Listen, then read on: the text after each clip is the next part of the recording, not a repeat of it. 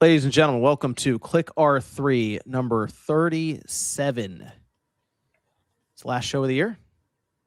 Ryan, how you doing? Good, John. I really like your Concrete Genie shirt. Thank you. Thank you. I usually just try to see how many people even notice it, and it's not many. Not many. Not many. It sticks out to me like a sore thumb. I've worn it in videos, and I occasionally see that one lone comment that's like, "Oh, Concrete Genie," and that's it. That's it. Hit him with the Ella Purnell. Unfortunate. Yeah, right. That was random. What was that about? It's a good game. It's a nice, sweet game. Yeah, but like no one played it. That's like she was like one of the dozens that played it.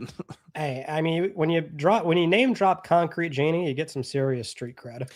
Yeah, that basically, or just recognize anything about it seems to be the case at this point. I'm telling you, it's tough out here for Concrete Genie. It's tough. Good game though. It's probably on PlayStation Plus, isn't it?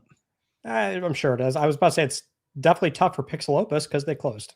Well, yeah, that didn't work out. No one recognized the game, so they're gone. That's that.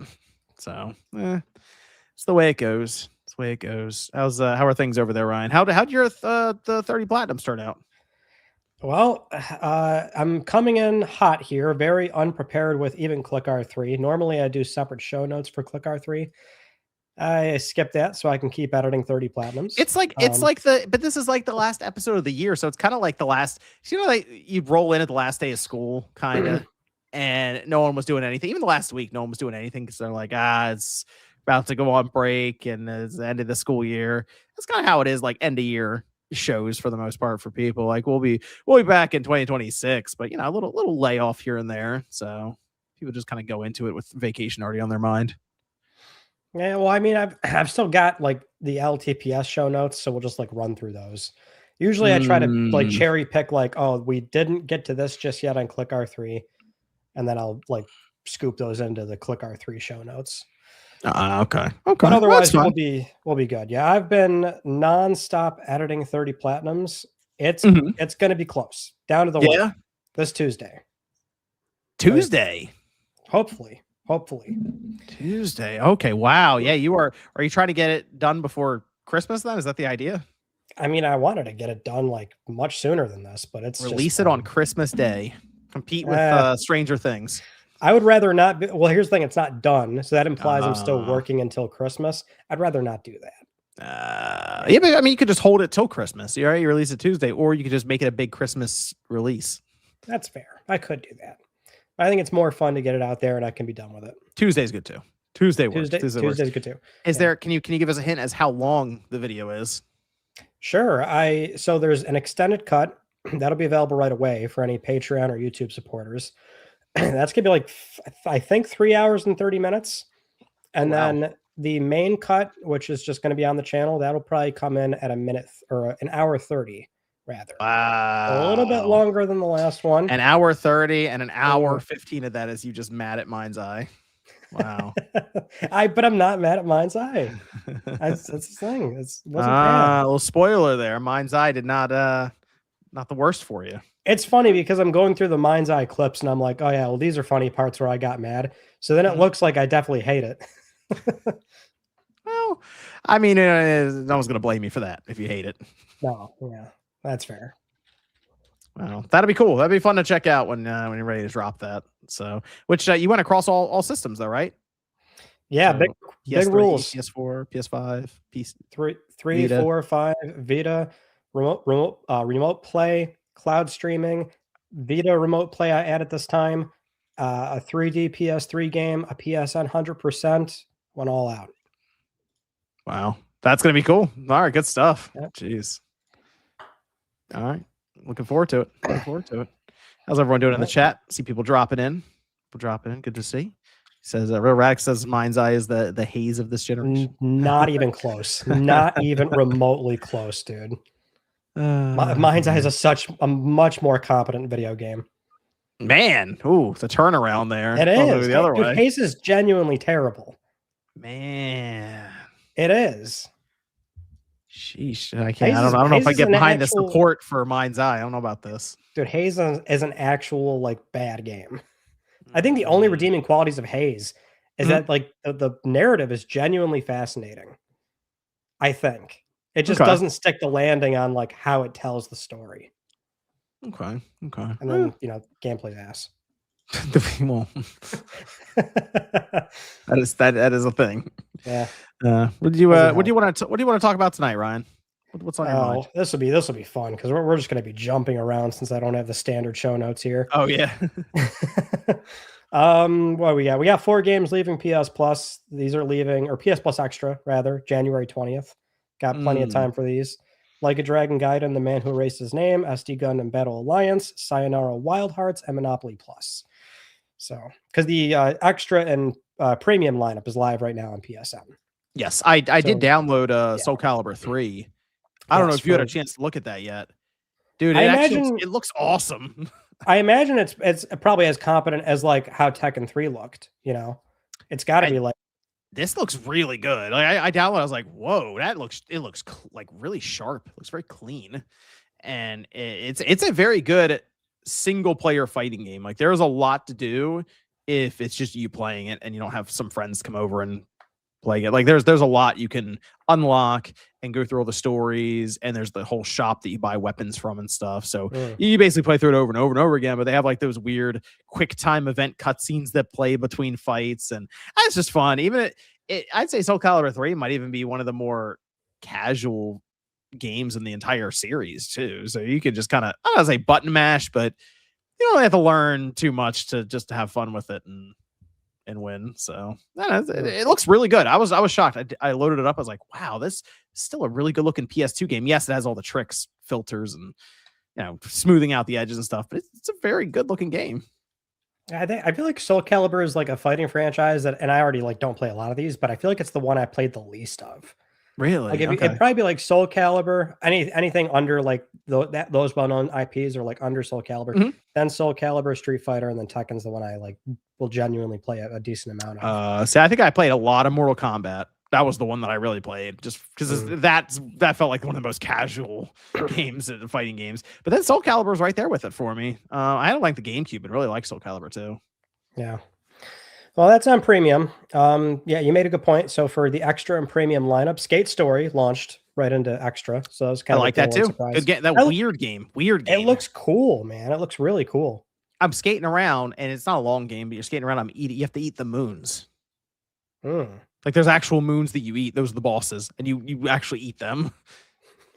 It's a very strange game, but it's kind of in that I've never played something like this before. Strange.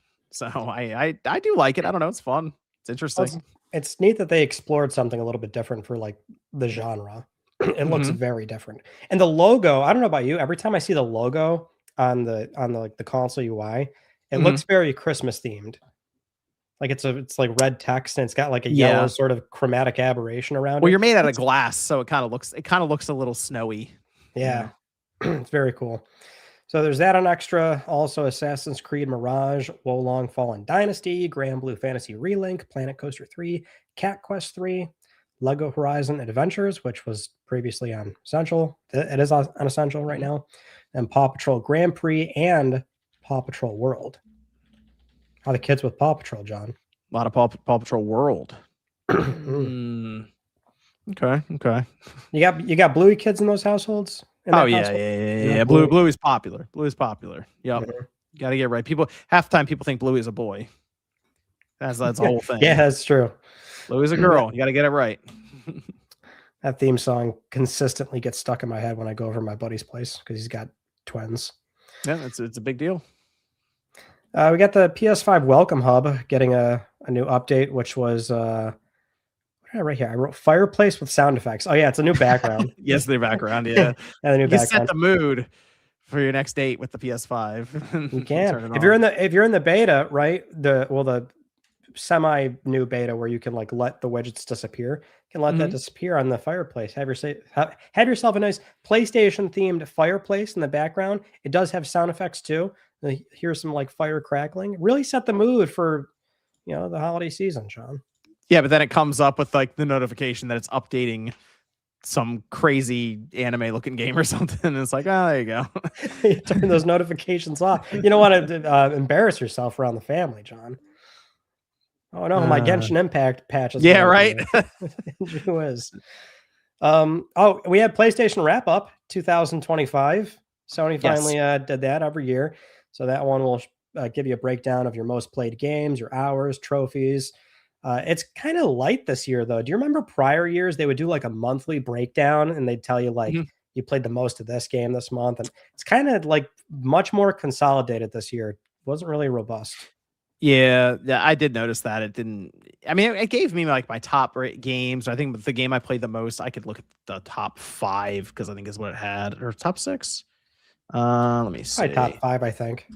PlayStation Wrap, but unfortunately, the Xbox one is not happening this year.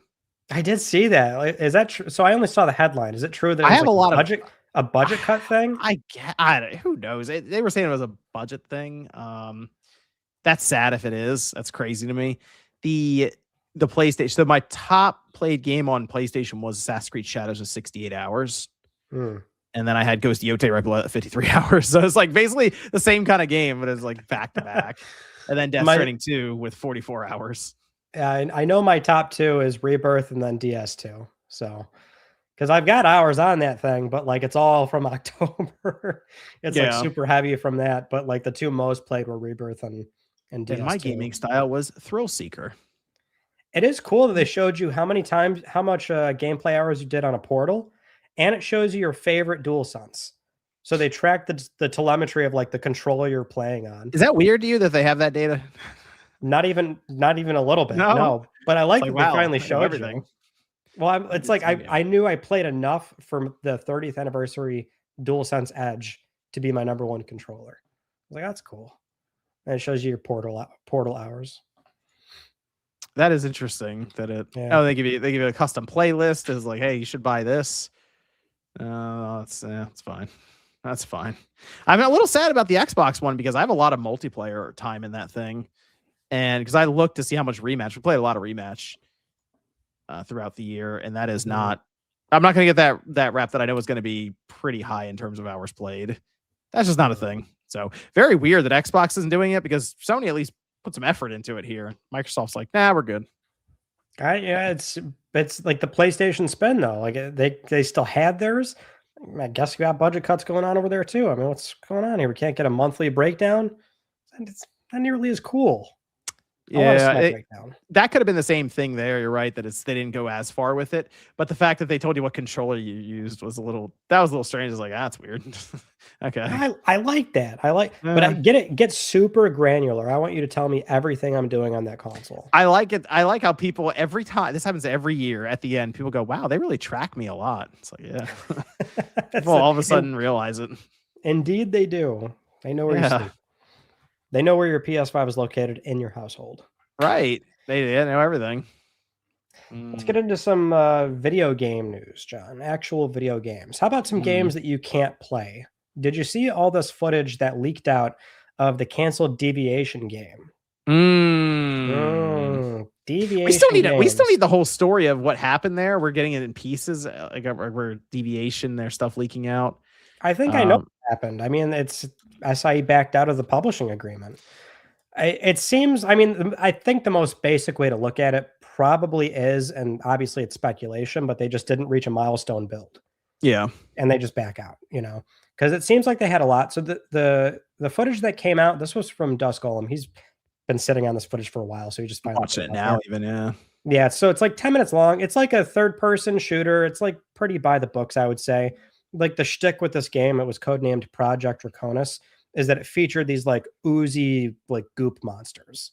Like that's like the enemy you're always fighting. And that's it. I mean, there's really not much we can say. It's like very early footage, but it looks somewhat interesting. I say somewhat only because of the enemies. Yeah, I had to imagine that was the thing they had that would set it apart. Because I mean, you're shooting the enemies, numbers are coming up and stuff. So I would assume there's some kind of progression system with your weapons or your character that would make those numbers go higher. What I do wonder, was this going to be like a live service kind of game? I think the idea was it was going to be cooperative, like a cooperative game.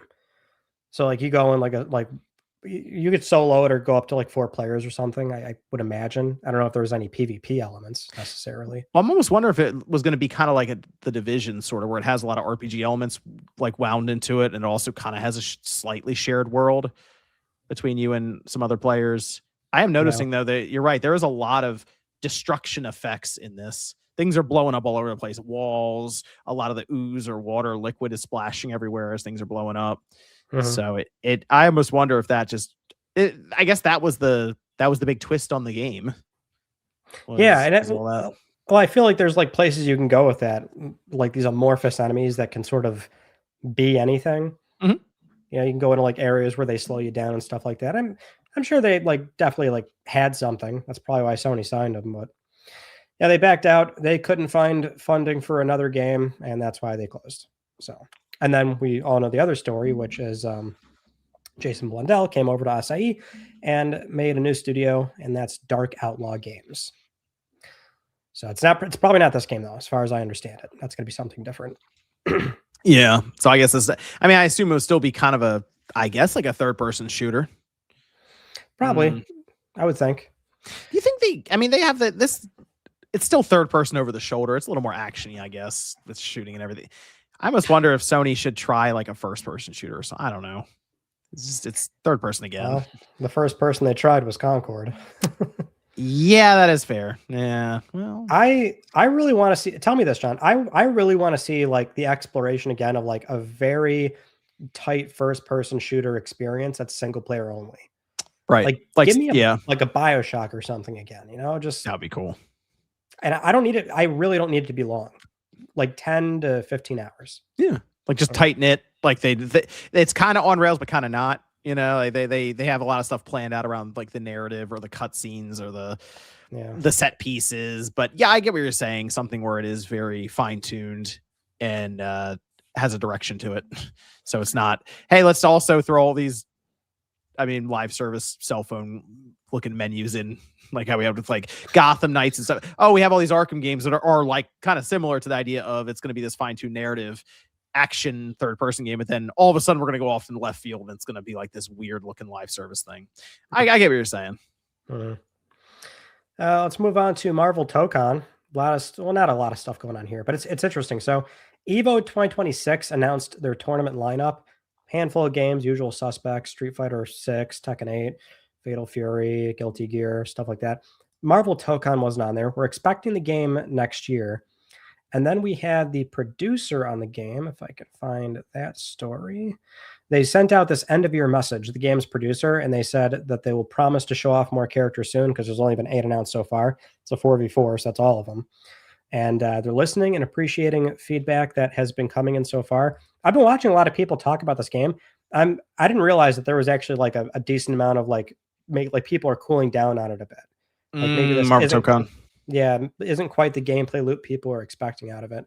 Which I remember asking my buddy Terrell, because he plays a lot of fighting games. The first thing I asked him about it, I was like, so is like 4v4, like what's up with that? He's like, yeah, that's weird. He's like, he wasn't sure how that would feel, you know? Yeah, unfortunately, I'm not the big fighting game aficionado myself, but the thing that I always enjoyed, if we're doing like Marvel games and stuff back in the day, something like Marvel vs. Capcom 2, just unlocking tons and tons of stuff had that loop, which was a big help. But now I guess it's all about online multiplayer and trying to figure out all the combos. And back then it was 3v3, 4v4. It sounds crowded to me. There's a lot happening there, I feel like, but as Marvel characters, they at least have that. That should help them. You know, that is kind of a crutch that, like, we've talked about Marvel Rivals and how popular would that be without the Marvel characters? Probably not very popular. So they at least have that going. When the thing finally comes out and launches and everyone gets a chance to buy it or check it out or at least see people playing it, maybe at the friend's house or something, I do think it will have that snowball effect and that word of mouth to where it will at least be a very popular Evo or just tournament game because it's going to be fun to watch. Right. So that's what's going on with Marvel Tokon. Let's get into some other PlayStation Studio announcements. Actually, a handful of things going on here. So Sucker Punch Productions, the leadership over there is changing. Brian Fleming, been with the studio as a co-founder for nearly 30 years. He's leaving January 1st. He'll be passing down the torch to the technical and creative leads, Jason Cannell and Adrian Bentley. They're going to be the new studio co-heads, and Nate Fox is going to stay on as co-creative director. Nothing too unusual here. I think this is pretty common. We're seeing a lot of this nowadays after what has been 20, 30 years. Like some of these guys, they're ready to call it quits, move on to something else. Typically, it's in between big product launches. So he wants to get out before the next project really starts to ramp up. So I would think that's what's going on here. Yeah, just 3 decades ready to move on. Although it sounded like he wasn't going to be retiring.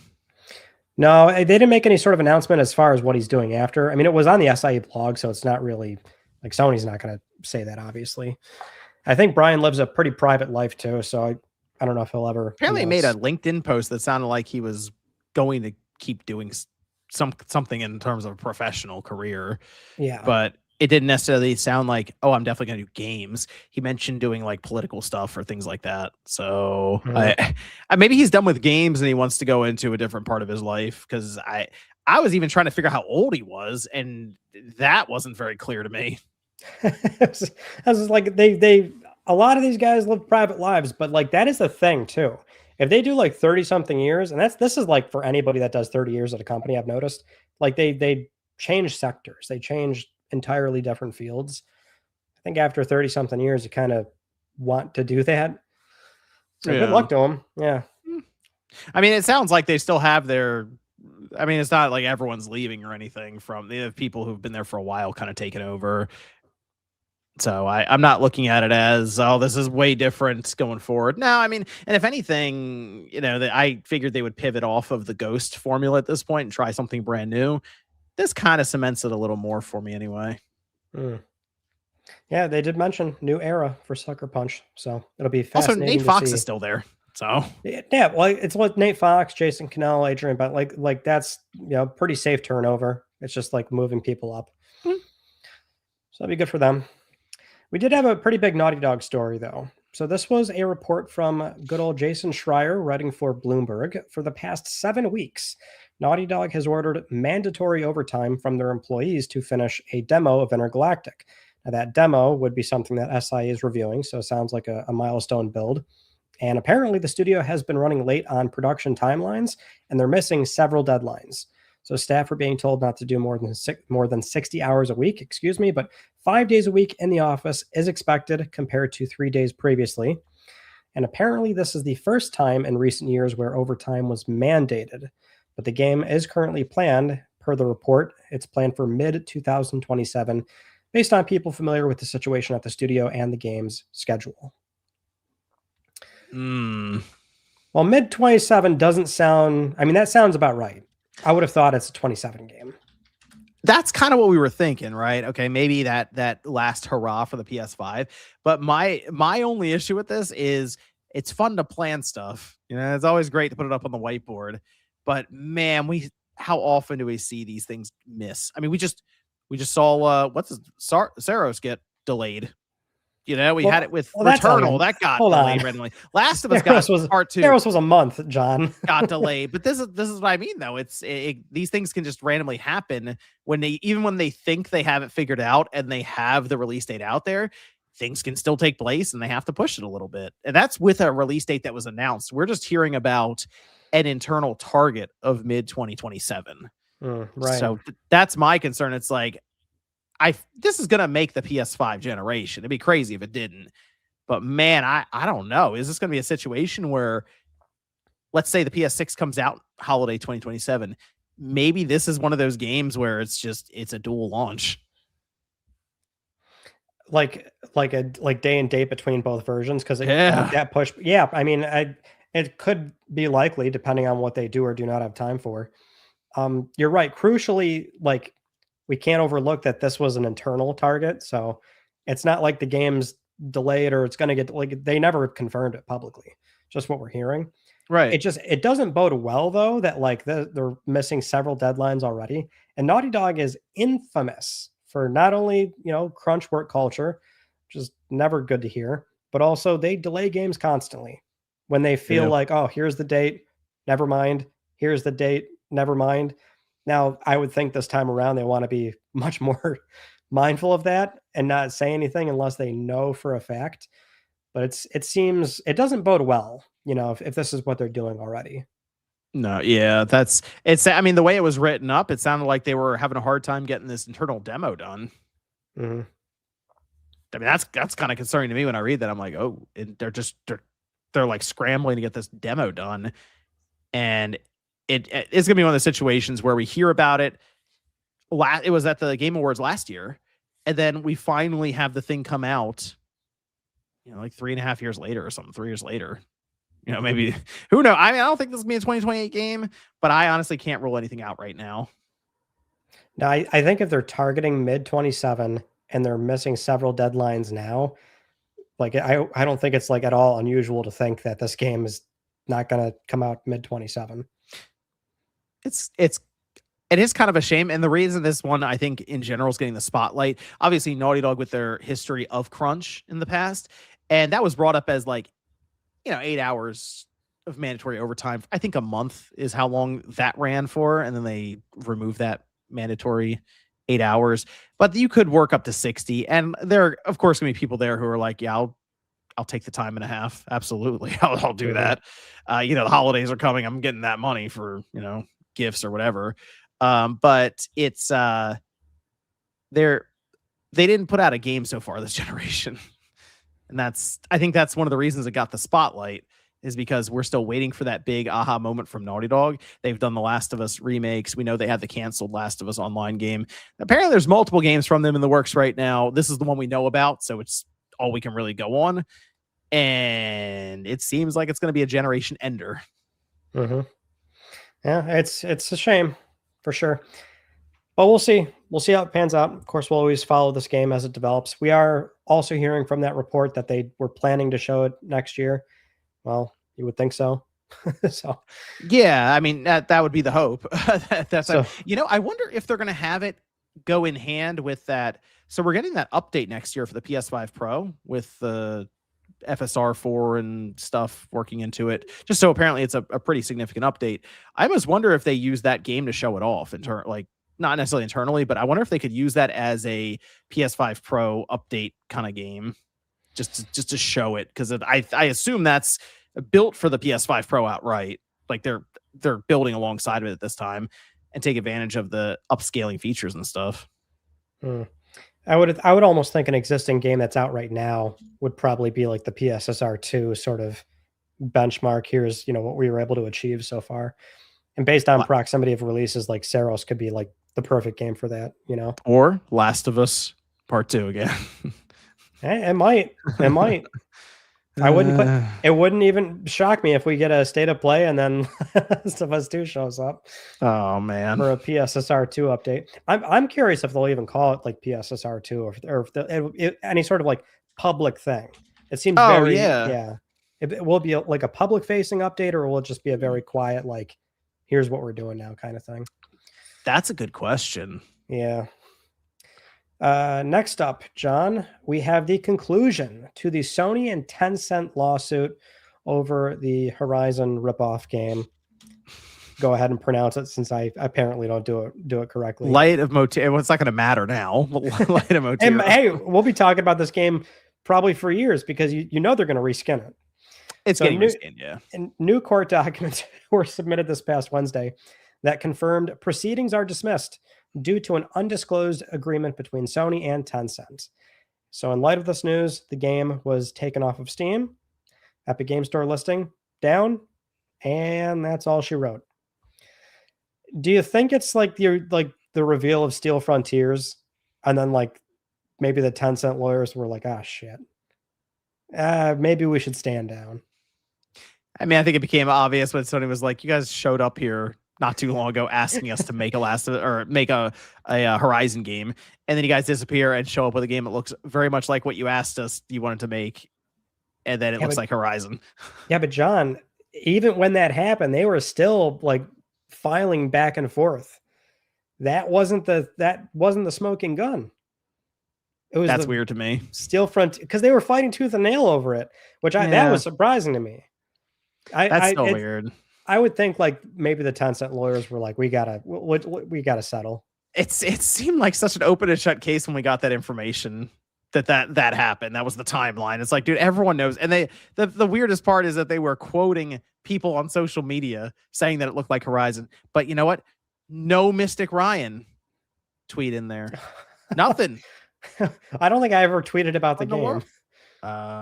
They could have done that. There was probably a Let's Talk PlayStation thumbnail out there they could have used. You probably had Aloy versus like next to one of the people or something.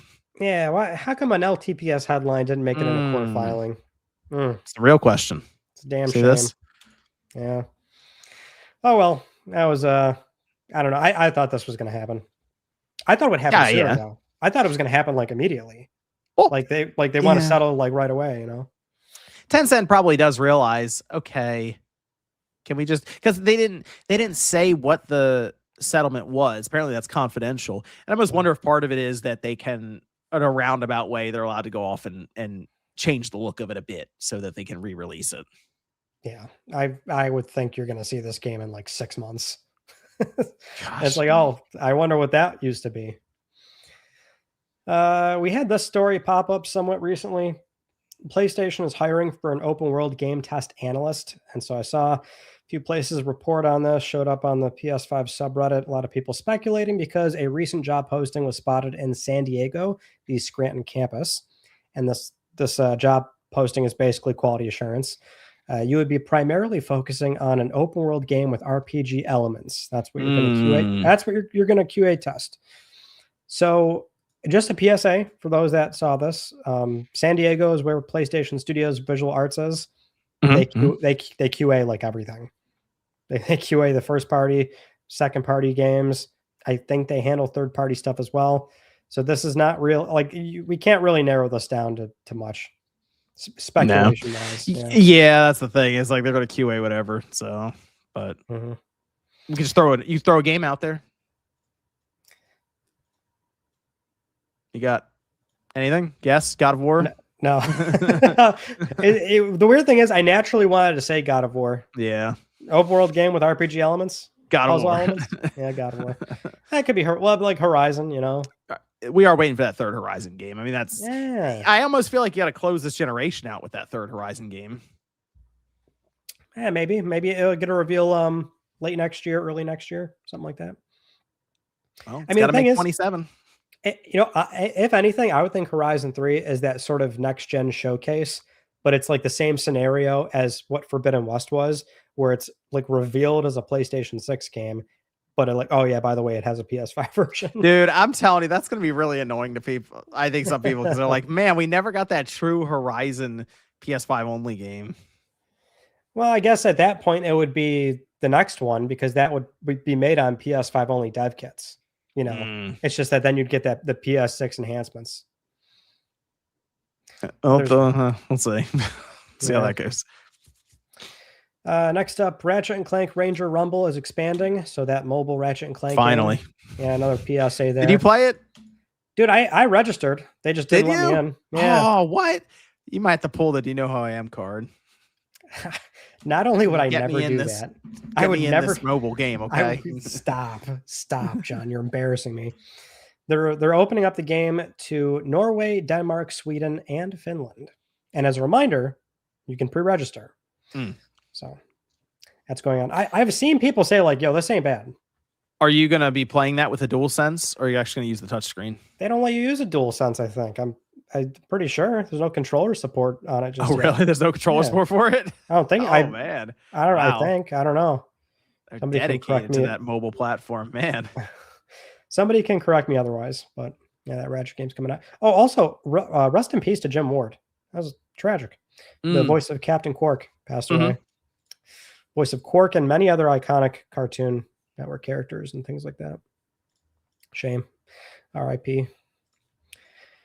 We got some Marathon news, John. Marathon. I know you're excited for this.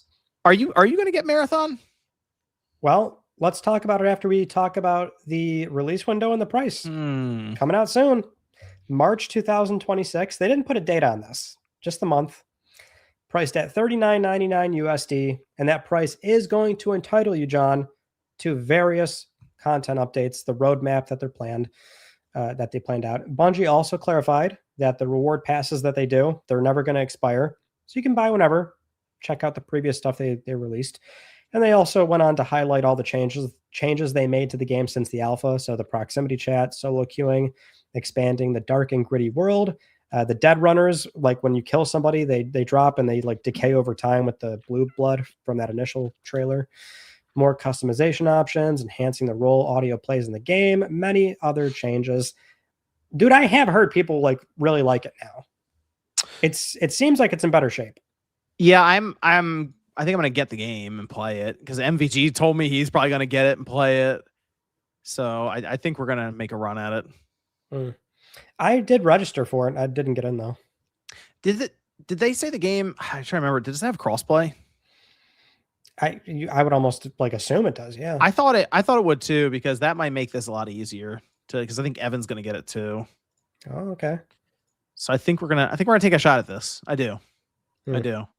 I don't know how it's gonna go.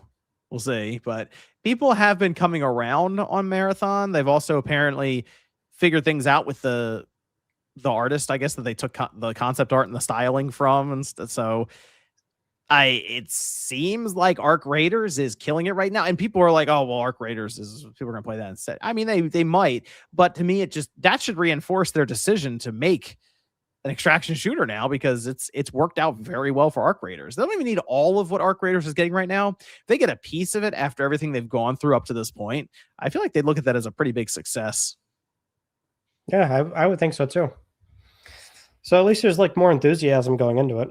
And it is a premium title. Like you're going to like, that's the change that the change in model that SIA has been pretty diligent on. It's kind of going against the grain of the free-to-play model. I mean, Arc Raiders is $40 too, though. That's what I mean. It's like the expectations have kind of already been set in that region of gaming where it's like, okay, extraction shooter, $40. All right, yeah, I guess I'll check out Marathon. And it's first person versus third person. So is, at least some difference there to make it stand out a bit from Arc Raiders. So I'm a little more interested, I will admit, in Marathon than I initially was, just based on that recent update that they put out there. So yeah, we'll see how it does. Crossplay and cross save confirmed. All right, thanks, Radic. Yeah. Thank you. It seems like there's a lot more enthusiasm going into it for sure. Yes, that person got probably a nice bag. All right, what are we doing next here? See, this is where I was unprepared. Let me check. Well, let me grab some of these real quick. This is from Norfair Fair. Ryan, let's do GTA 4 on your next 30 platinum 30 days. It's only about 100 hours. I'll help you, Newsbro. Good Lord.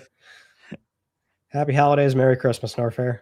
Link says favorite rhythm game and why. Go. Rhythm game. Does Luminous count? No, it's not rhythm. I feel like I have an answer and I can't think of one right now. Guitar Hero? Rhythm game. No, definitely not. No, I don't care for that. What is it? For lack of a better answer, no. Elite Beat Agents. Elite Beat Agents. That was good. That's a fun game. Is very good. I feel like I have a much better answer, but I cannot think of it right now. DDR Extreme was very good. That had like the biggest track or the most tracks in the back on the PS2 days. That was awesome back then. That's probably the one that comes to mind. Outside of the easy answer, which probably would have been Guitar Hero, and specifically I would probably say Guitar Hero 2, because when that thing came out, it was nuts. Or Rock Band, the first one, where you had the entire setup, and there was the college days with Rock Band. That's all you need to know there. It was absolute chaos. Drums, bass, guitar, singer, everything. It was pretty awesome. That was one of those moments in history that we're honestly never getting back, because everyone's going digital now. And what I mean by that is no one really gets together to play games anymore. Well, that is true. Except the occasion when Hazelight puts out a game, so you can do like Split Fiction or It Takes Two or something. But then even then you can play online. So you just that's what I mean. Rock Band was getting everyone together in this like little apartment up in like Wilmington around here in Delaware, and we just like, it was this little apartment by the college, and it was just way too loud for that. Oh, it's too loud for you. Yeah. No, way too loud for that building. Like I'm sure everyone heard what was happening with the like the Rock Band tracks as they were blowing out those speakers. It was a cultural icon, so everyone knew at the time. That was a big deal. I don't know if these people know. I mean, some of them probably did, but yeah, that was it back then. That was it. I remember leaving my Rock Band stuff when I like did one of my first moves, from like my original like childhood bedroom to an apartment. I just left the Rock Band. You left it all there? Oh yeah, man. I did. Dude, if you had like a nice set of the drum set is kind of expensive now. I know, yeah, they're all like really pricey now. Yep. Man, you just left it behind. Well, I wasn't getting the platinum for that game for Rock Band. The endless set list was like crazy. You have to like play the game for platinum. Like get that hours. Get this thing away from me. I'm just saying. I think I've got like 60% trophies on it. Oh yeah. So these are TGA announcements. I'll just cherry pick these out before we talk about the TGAs more broadly speaking, but to just stay on track with like PlayStation Studio relevant news. And also coming off of Marathon, we have 4Loop. So 4Loop was revealed during the TGAs. So this is the Mike Booth game, Bad Robot Games, that new agreement that Sony signed with that studio. So it's basically like a roguelite. It's like a 4-player roguelite. And so I think like the game didn't really show that well. Mm-hmm. And so I got a quote here from Mike Booth where they actually explain like what the game loop is and what our players working towards. So Mike said on the PS blog, quote, "The goal of the players is to draw the attention of the mothership by disrupting the aliens' global mining operation and then somehow destroy it. Each time the 4-player team succeeds in a mission, they make choices to improve their equipment, building out a unique kit to survive the epic boss battle at the end of the act. If the team completes all 3 acts, they defeat the mothership and save the world. All this, of course, easier said than done. There are also various layers of meta progression, as well as lots of actual details to learn about how the world works to give you an edge for your next turn." So it's a 4-player roguelite experience. Yeah, I thought it was just me, but it was a little underwhelming when they showed it. I'm not sure what I was really expecting going into it. It did not stick with me, though. I don't think it shows well at all. When I heard like the genre, though, I'm like 4-player roguelite. I'm sure there's other games that do that, but I can't think of like big ones. Can you? That seems not 4-player roguelike. No. Yeah, that seems like a different concept, right? And it sounds that to me sounds like, oh, that's maybe what SIA would be interested in, because they're very mindful of like that sort of like genre crossover and things like that, trying to make sure they're sort of experimenting in different areas. So like the one redeeming value I'd say is like it sounds like a different concept to me. Yeah, that's I don't know. Maybe it's the roguelike 4-player thing, because then you're going to need to get a bunch of people together for it. But it just, in my mind, with everything that was happening in that awards show, that felt like an announcement that kind of came and went for me. Yeah, that's fair. I mean, it just didn't. I don't think it it didn't show good. It's a game I think I would need to actually try out and kind of to get it. Be like, okay, now I see what's going on here. It's just tough to have people. Okay, sit down. I'm going to show you this, and you're going to get it. It's like, not necessarily. It's also like they showed that game off, right? Or rather, we had the Click R3 where we went over that story where they signed the studio on. And it's like, well, 3 months prior to that deal being signed, we assume it's a relatively recent agreement. Mike Booth was on the Left 4 Dead subreddit, like saying, "Hey, we're going to be doing play testing for our game very soon," and that's like still a thing that I got accepted into. Oh, I got accepted into 4Loop.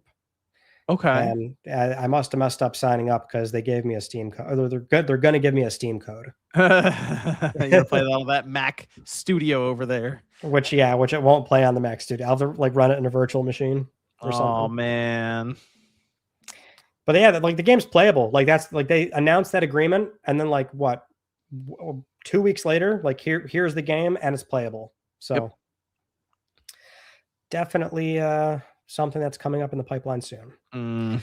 The other TGA announcement for PlayStation, at least, is Saros. So as I mentioned earlier, the game is delayed. It was like one of those like stealth delays. They don't like make a big deal about it. They just put a new date on it. So it was a story trailer coming out April 30th. Pre-orders are now live. It's a $69.99 USD game. There is going to be a digital deluxe edition that will include armor sets themed from various PS Studio games. So there's like a Midgard one, the Astra one from Eternal, things like that. The digital deluxe edition, however, does have early access. So you can pay more money to play the game 2 days early. No, John, I'm not doing it. I don't care how much I'm hyped for a game. I don't care. I'll wait. I can wait the 2 days. Okay. It's not hard. It doesn't matter what the game is. Wow. I'm not doing it. Really? No, there's no game in existence, no franchise where if they did that, you'd fold on it. Dude, I can wait 48 hours. I mean, interesting. Do I have to rant here? Like, the shit's a little embarrassing. I can wait 48 hours. Like, well, okay, so what if it was a week early? Well, a week, I think it's getting really egregious and predatory at that point, because obviously you're trying to get a higher average spend by making people pay to like play the game more. That's the point of contention, because they did this with Death Stranding 2. And I remember at the time, people were like, oh man, was that an SIE thing? Well, of course it's an SIE thing. They're publishing the game. So it seems like this might be a trend that the company starts doing, which is this early access, deluxe edition. So I'm just curious, if it was a week, would you move on that? You'd be like, man, waiting a week. I could wait a week. Okay. Yeah. I wasn't sure if there was like a certain amount of time or a certain franchise. I'm just seeing if you're going to fold on the digital thing. Dude, I'm not folding, man. But here's the thing, though. And I've definitely been thinking about this lately. I might have to not fold because I don't think I'd ever pay full price for a digital game. I mean, I would lose sleep over that. but I think I might be a little bit more aggressive in wish listing games digitally, obviously. And then if there's like a really good sale price, even if I have it physically, I might start banking some of those games for this PlayStation handheld. If I can get like, some games that I'd love to play handheld and like start building out a bigger digital library, because right now what I have is very little. Maybe I'll start doing that. Just maybe. Something interesting. I wanted to ask you about this, see if I missed this at all, because I hadn't thought about it until I went. When I used my portal. This is like a week or two ago, and I'm playing through the Trails, the remake that came out. I'm about 25 hours into it now, but I was going to play it on the portal, and I was going to use remote play, but then it came up and it was like it can't contact your PS5 or connect your PS5. I was like, man, okay. And then I realized, oh wait, I was upstairs. I didn't feel like coming back downstairs, try to sync it all up, figure it out, whatever. I was like, yeah, fine. And then I was like, oh wait, it lets you stream games that you own, right? Mm-hmm. I said, that's right, you can do that. But then I went, and then I'm going and I'm looking around and I see it, and I pick it, I select it, and I stop. I'm like, oh wait, I have it on disc. The thing still started up. Oh, did it? And then I thought about it, I'm like, the disc is in my PS5 right now. And then I thought about when you mentioned, I wonder if they could do that. Like, see that you have the disc in there, let you stream a game you own. Whoa. Stop. Is this not what I've been saying to you for how long about this portable? But I've never seen anyone mention it. And I almost wonder if I accidentally did it. And I just thought about it just now. Like, oh wait, that's right, I did do that. I meant to tell Ryan. You laugh at me when I would like over explain that. I'm like, you would say, can they do that? I'm like, technically, I don't see how they can't. It would be very simple. Like you might have to do like a soft internet check, because you have to verify that you have a disc in like a console. But like, I would have to go upstairs and get my portal right now, and I have the PS5 right over here. I have the disc for the game, and I'd have to do a quick test. But I'm telling you, I started up. I was like, this isn't on PlayStation Plus. You sure? Yeah, you can check. I'm like, I don't know how this is loading, because I streamed it. I went through I just streamed it through PlayStation, like their servers, but I didn't own it digitally. I only had it on disc. So I was like, how is this working right now? Yeah, that's weird. Well, but I've always thought, like, I don't see how they couldn't offer it if they like really wanted to. You know what I mean? It was Trails Cold Steel, the new one, Legend of Heroes, the remake that came out, and it's not on PlayStation Plus, but I thought that was really weird. I was like, how is this a thing right now? My portal can't get a hold of my PS5 right now. It's not using remote play because I went through the streaming network on the separate menu. I have no idea. I'm like, I wonder if it can do that, if it can do a check of the disc you have in your PlayStation 5 right now and load the thing up. There's got to be some reason why that happened. There has to be. Because it definitely shouldn't work like that. All right. Well, talk to the people for a second. Hold on. I will go get my portal and we will run it right now live. I mean, I could test it too if you want me to. Right here. Oh yeah, that's right. You can because you have some kind of game right now, right? That you can load it up with. The TV's right next to you, isn't it? I don't know what's in there right now, but yeah. What's on It would, but that's the thing. Like it wouldn't, like you wouldn't even be able to launch it otherwise because it would show up in digitally owned. So how could you like? You can't. It wouldn't even show up otherwise. You know what I mean? Yeah, that's why I'm confused how I was playing it. I think it's a plus game. It's got to be a plus. No. Because you know what happened? I was gonna play it, right? And then I went through the menu and it said the version I'm trying to play is not the same as the one that the save data is from. Okay. So I know whatever version they were trying to let me stream there wasn't the same as the one I had on my console. Well, hold on. So you can only stream PlayStation 5 games. Did you play the PS4 version? No, I was playing the PS5 version. Somebody said you might have played the demo. So that happens. That happens too. Because the weird thing is, so like it's a really weird like a sort of back end title ID system and how it banks into your collection. If you launch trials show up in your digitally owned collection, but it's not. You know what I mean? Like, so that could be a save file difference too. Could have been that too. That's true. Yeah, they made a great point. Like that's the thing. You could like launch a demo, and that demo just automatically is a collection game. Like anything you launch, anything you launch, they do that. The weird thing too is that anything you download from Extra or Premium, that too gets like owned in your collection. Right. It's those games are tied to an Extra or a Premium license. It's just a really convoluted system that Sony has in the back end for like us having situations like this. Yeah. Well, maybe it's something they figured out eventually. That just caught me off guard. I was like, I wonder if this is Ryan's idea in action. But maybe it was just the demo. They might be right. Listen, I've got some good ideas. They're mostly for physical owners, but I've got good ideas. Well, got ideas. I do want to circle back around to Saros. So, the delay sounds to me like this was like, let's get out of March. I don't think they needed more time. And the story trailer looks cool. That like this, as much as I love Grand Theft Auto, like this is my most anticipated for next year. Probably because it's coming sooner too, but I just can't wait for more Housemarque goodness. It looks it's really not that far away if you think about it. I mean, it's 4 months away, 4.5 months away, something like that. So we hear 2026 and it feels like it's forever away. It's in 10 days. So it's close. It's close. All right. I do have some OG stories here, John, some legacy news stories. And it's big news. It's big news. I'm sure you saw. Let's do the more exciting one first, which is, if I can find the story, because I'm working between two show notes of two separate LTPS episodes here. Where is it? You know what? I don't even need it. I can just say it. We have PS3 emulation on PlayStation 5 for the first time ever. I saw you make a video and I saw Digital Foundry both at the same time make videos. Yeah, it's a big deal. So basically what's happening here is that it's like a relatively new studio, very similar to Implicit Conversions. So it's a separate company.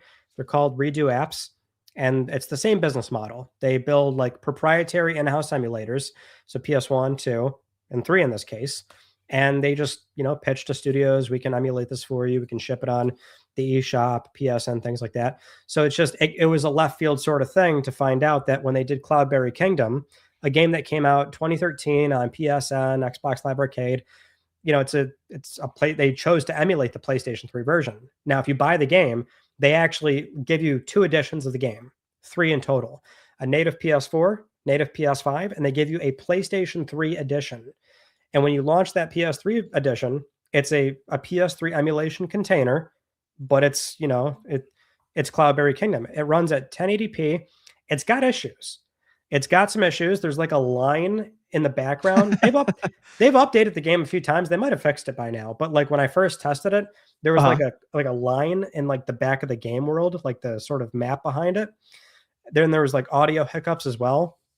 But it's like 1080p, still like, but it works. And like the second you launch it, you get a DualShock 3 control scheme to let you know, like, hey, this is the controls. Here's what we remapped. And I mean, it's the big news is that that's the first PS3 emulation title we've ever had. Now it's only on PlayStation 5, so you can't run it on PS4. But it's just like that's the big thing is that some company out there shipped a PS3 emulator. They did talk about it a little bit because Digital Foundry spoke with the studio co-founders. Mm-hmm. And I still can't find the goddamn story here. But basically what they got into was like, they openly admit it, like AAA is going to be a problem on this console. You know what I mean? Like it's going to be an issue. They talk about how they utilize the SPEs. I guess they disabled them completely on that game just to like get it functionally running. And they're doing HLE, so high level emulation, which isn't really as tuned in as low level emulation. So they're still got it. They still have to do like, it's a game by game thing. They'll be like very carefully, fine tuning and benchmarking the game, QAing it, and, sort of dialing it in for each particular game and what it needs. But essentially that's everything. I think people saw, obviously it gets really excited because it's PS3 running on the PS5, but it does sound like they wanted this one game to work, and then you do what you got to do to make that one game work. Yeah. But that's what we've talked about with Sony. If they really want these PS3 games on the PS5, they probably can make it work too by game basis, but it's not going to be an easy thing. And it doesn't, unfortunately with the PS3, if you look at people talk about the RPCS3 or whatever, and how that's been going, that's still kind of sketchy unless you have almost an overwhelming system for what the PS3 PS3 had 2 pools of 256 megabytes of RAM. Like it's 512 total, it's a weird piece of hardware is the real problem. And the issue is you have to basically approach each game differently. It seems like just the way that game was, or each game was kind of developed with that system in mind. Some games are easier than others. And a lot of time it's third-party games that were also made for the 360 or something, because we saw what happened with those PS3 versions. Most of the time they didn't run as well as the 360 version just because there was only so much development budget, and they're like, well, the PS3 is going to run it how it runs it. And so with that in mind, I would have liked to have seen Sony do something themselves with this and go, you know what, we're going to make it so Infamous is on here. We're going to go back and grab some of these different PS3 titles, the Sly Coopers, whatever, and we're going to make them work game by game and release them. Unfortunately, probably not even once a month, because we're trying to get more than a PS2 title in a month. But that would probably be a situation where every other month, every third month, a PS3 game would drop in natively. But it's unfortunate that the PS3 was such a weird system that we still don't have a generalized solution for emulation with it in mind. Mm-hmm. Yeah, this is kind of playing out pretty much exactly how I've said it would for years. It's just it's just a super slow process. Like it's possible, yeah, but it's like financial viability. Like you could throw a bunch of resources at this and probably get these games working on a PS5 somewhat reliably, I would think. But the kind of resources that go into it might not make any sense. It'd be just the amount of labor and time and effort probably just doesn't make any sense. The thing too is that of course, this is a very small scale, modest type of game, relatively new company. Of course, I'm going to, give them a pretty big pass here on criticizing their emulation. But it's, this is always a very good example of how our PCS3 is a 10-year effort, community driven. That's a lot of resources that went into that. But more so PS3, first party games, which are the most desirable ones, I would argue people want the Infamous, they want the MotorStorm, they want the Killzone. Those games are so CPU heavy, and that's the PS3's problem. That's the console's issue. It's the cell processor. PS3 games are the ones that were the visual showcases on that platform. First party used the most out of the SPEs. So they're generally a pain in the ass to emulate. PS3 just is still kind of CPU bound. Even Pro, which it's the same CPU basically. I would be hard pressed to say you will see these games on PlayStation 5. That's why for my implicit interview with Bill, he's like, maybe PS5, certainly PS6. We're They kind need of some running out of headroom. time. We're kind of running Yeah. out of time anyway with the PS5, aren't we? I mean, again, we keep talking about how some of these games that Sony's going to put out in the next couple of years is going to be like the last hurrah for the system. I think we have that thing where we kind of lose track of time and we look up and we're more than 5 years into the generation. Sony's probably even thinking, oh yeah, PS6, maybe PS3 then. The headroom, you're right. That along with, let's face it, they're going to be putting in I think quite a bit when it comes to the AI side of things with this new system coming up, mostly for upscaling and other aspects. But they do a lot of patents that seem to be related to predictive and AI and all kinds of extra things. And maybe one of them is coming up with ways to solve the PS3 problem, but you need the PS6 for that. Well, and plus it said they're obviously like it's a back burner project. What's fascinating is that Bill said like we're working with another party on this, Mhm. and he can't say, but to me, I think there's two options there: our PCS3 team or Sony themselves. And Yeah, either one's a great choice. One's got source code. that's true. That's One's true. got source. So I mean, but it's a long process. It's a game by game process. I mean, you just got to be patient with this. Yeah, so that's one of the big selling points of the PS6. We finally get not only PS3 games, but if you have the headroom and we assume at least a bit of a jump from the PS5, maybe we get PS3 games that show up and actually look really good too, and they run at 60 frames. That was the other big thing that really, if you go back and play the PS3 now, it can be kind of crunchy. This is the way the way the games can look on modern 65-inch 4K displays, or as you mentioned in your PS5 look back video, hey, we're getting pretty used to 60 FPS games on consoles now. And then you go back and you might play some games from that 7th generation and be like, wow, not a strong generation for frame rate. No, not even a little bit. I sometimes I'm like deeply offended when somebody says this looks like a PS3 game. I'm like, shut your whore mouth. You haven't played a PS3 in the last year if you're saying that. The PS2 game comes up not. a lot too. Well, this looks like a PS2 game. It's like, does it? Are you sure? That 720p is a lot rougher than you think, and that frame rate's a lot rougher than you remember. Yeah, and it's like 720p, quote unquote. A lot of times back then we're dealing with like 540p or something. They're like 640p or some shit. They were bad, man. Oh shit. That's how it went. I mean, at the beginning of the generation with the 360, we were dealing with trying to plug in the yellow, red, and white cable still. So, man, John, a little mini PSX gonna give it to you. No PS3 ever shipped with an HDMI cable. Not a single one. It's a shame. Till the very end, they gave you fucking composite cables. That's a shame. Crazy. Yeah. But those composite cables that they gave you, pretty good. They worked with the PS1 and PS2 as well. They did. That's right. Why. Maybe that's why. They had so many of them. Yeah, they probably did. All right. And an adjacent legacy story here. The PlayStation Store is closing on PS3 and Vita in Bulgaria.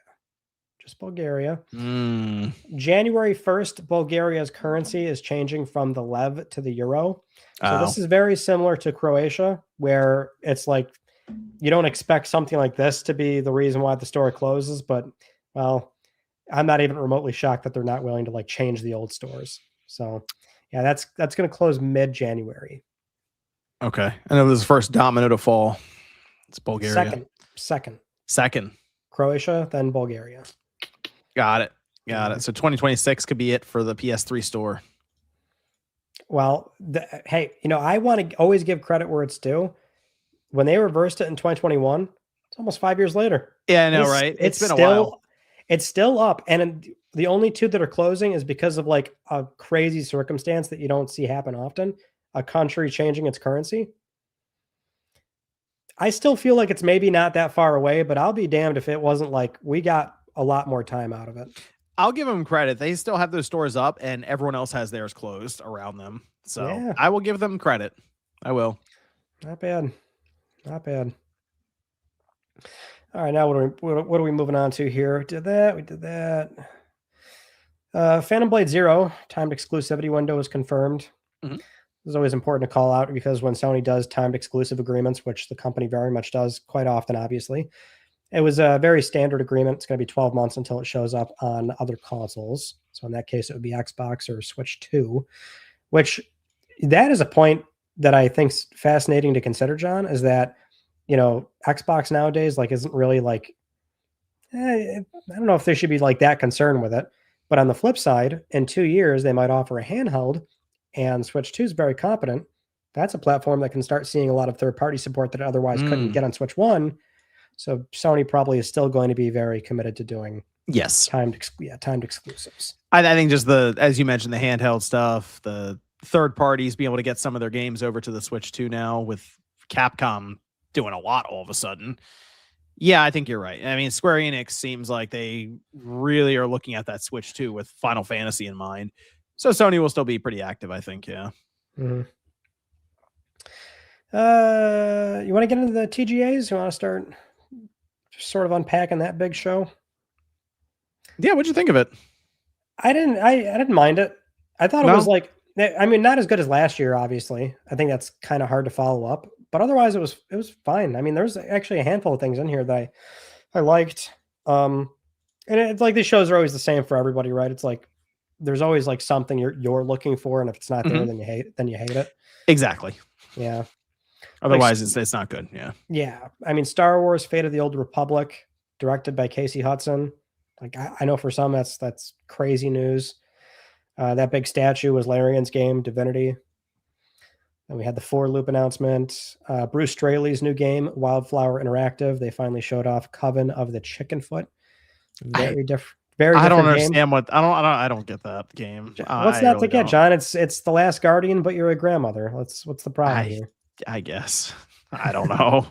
It's not what I was expecting Bruce Straley to show up with. You know what's funny? It is what I expected, because like that like little, like, I forget what it was, like a little short clip or something when he like announced his new studio, and then like the logo's like Wildflower Interactive. I'm like, oh, you're putting out some artsy shit, Bruce, aren't you? Well, when I saw that, I was like, okay, it's obviously this isn't a Last of Us game. but like years, like in 2019, I think he formed that studio. I'm like, I think you're making some artsy shit here, and I'm for it. That got revealed. Ontos, that's from the creators of Soma. That's coming next year. Ari Requiem had that Leon Kennedy reveal. I think everybody saw that coming. Looks good. Yeah, but one of the main protagonists, though, playable. Yeah, that's like what they're doing, right? Like Leon's the action stuff, and like the other ones like more like slower paced sequences or something. She'll probably be more focused on the puzzles, I assume. Yeah. Okay. New trailer for Exodus. That's coming early 2027. That's that new sci-fi RPG from the former BioWare developers. Control Resonant. Take away from that. Control. Yeah, I figured you'd be excited for that. Yeah, I'll tell you though, I'm a little nervous. Like it's more melee focused. Yeah, it was. I like the guns. Yeah. Yeah. Okay. Could have cool powers though. I mean, just cool powers and stuff linked with the melee weapons. That'd be kind of fun. Yeah. There's definitely some upside there. Was this new info, that Lego Batman game? They got the release date May 29th. That was a reveal for that. Yeah. Yep, that was the reveal. Yes, sir. I'm on that. Now, looks cool. No, I think we're in agreement here. The Tomb Raider games look good. Oh yeah. Catalyst and Atlantis. I don't know what to take away from Catalyst, because it was just kind of it's just cinematic. I mean, it's good they're setting that up. But the remake of the first game looks, just because they showed gameplay, we have an idea as to what it looks like in game. And of course the remake, so we already know what they're going off. They showed the dinosaurs and stuff. It looks great. Yeah. Oh yeah. Yeah. No, I'm watching it. Games. 2 of them. Yeah. One, the remakes next year. Yep. Catalyst 2027. Like, I'm watching the Atlantis trailer and I'm like, yo, like Tomb Raider's back. This looks good. Yeah, really good. They needed to remake that first one though, man. The first one was you try to play it now, it has not aged the greatest in terms of the controls. They're so bad. Yeah, so I like the idea of them remaking it and still keeping they were very, very true to that first game. From what we've seen so far, we got to play through it and see how it all turns out. The initial look here, it's Tomb Raider fans should be happy. Yeah, that looks good. The Saros story trailer. No Law was announced by Neon Giant. Got that Total War Warhammer 40K announced. I like this. Ace Combat 8, Wings of Thief. I like me some Ace Combat. Yeah, Ace Combat 7 is very good, and I had to think about it, like, it has been a while, I guess, since that came out. Now I'm thinking about it, so we were due for one. It looks much more narrative driven Well, than 7. yeah, well, the weird thing is like Ace Combat was always a pretty story heavy franchise, but like this, they're really like toning it up like crazy, like doing some like much more thorough cutscenes than things like Mhm. that. I noticed that. It caught me off guard immediately because I was like, because at first it didn't look like an Ace Combat game, and then it turned into one as the cinematic went along. I'm like, oh no, this is Ace Combat. It showed them out in the raft, like floating around, and first person perspective as they're walking up to the big aircraft carrier. And I'm like, man, this is Ace Combat. It looks really good. It looks like they went to the next level with the budget. And I think 7, if I'm not mistaken, sold very well for them. Yeah, it's got like long legs too. That game's like always on sale. I think they're always doing reprints for it. I have to look. That- Ace Combat 7 sales. I feel like okay, here we go. 11 months ago, they announced that it had sold 6 million copies. yeah, and it's got a PSVR mode Yes. too. Yep, it does. It does. And I hope we get a VR2 mode for this game. Ooh, that could be kind of cool. I'd get the headset out for that. You busted out for that? I would. Yes. Take on that motion sickness? Yes, sir. Let's do it. Let's do it. Actually, it's funny. I don't think that one would cause the motion sickness that being a character walking around while you're sitting down does. Because if you're in a plane, you're just sitting in it. You know what I mean? Like you're just sitting in the control center and just flying around. So I think because your body is like, well, you're not moving, the plane is. I think it syncs up better than, oh no, you're doing the walking motion with your head bob and stuff. Yeah. The thing is, like the locomotion, like your body still should know when it's like moving or not. I remember when I played Drive Club, that I felt so like that made me sick immediately. Really? But then like the resolution jump on Gran Turismo 7, I was fine. Yeah, I was had no like, problem oh, with Gran Turismo yeah. 7. Yeah. So hopefully this will be much better. Because like, yeah, same thing with Eve Valkyrie on PS. Like, yeah, that game made me sick. And then I could probably do a flight game on VR too. Yeah, we had the Phantom Blade Zero release date trailer. So that game is coming out September 9th. So very far away, but good to have a release date on that. We got the John announcement here. Mega Man Dual Override coming 2027. Big announcement. Big announcement. About that? Very happy that Capcom remembered it exists. But it's going to be on RE Engine, which was that was a little. I mean, I was kind of hoping it would because they're starting to get their pipeline together for all their games, including Mega Man. And now it'll be a situation where it's not on empty framework, so it won't be this legacy build or setup for it, where it's almost off to the side by itself, and you can't have almost intermingling of developers to help out because like I know RE Engine, I'm not going to go work on empty framework. So I do like this, and apparently there's another Mega Man game or something Mega Man related that's going to also happen alongside of it in 2027. That's the 40th anniversary for the franchise. So I think I would like to see Mega Man Dual Override, which Proto Man's whistle happened at the end. So he's either going to be in the game or a playable character. Dual Override to me seems to hint at another character you play as. Could be Proto Man, could be Base.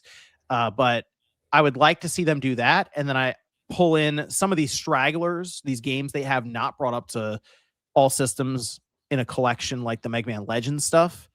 Throw that in there. Mega Legends 1, 2, Misadventure Tron Bond. And I joked, but it might be necessary. Throw in Mega Man X Command Mission. It was the RPG from that 6th generation that got kind of forgotten about.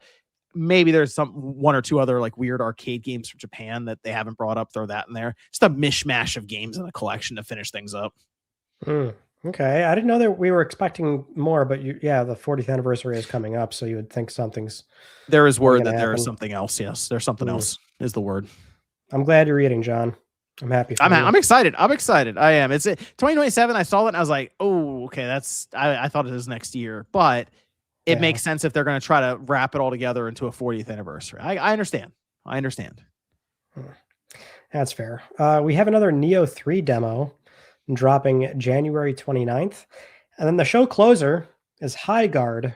This was announced as a free-to-play game launching January 16th, 2026 from the creators of a lot of former staff that worked on Apex and I think Titanfall as well, right? So from Respawn and things like that.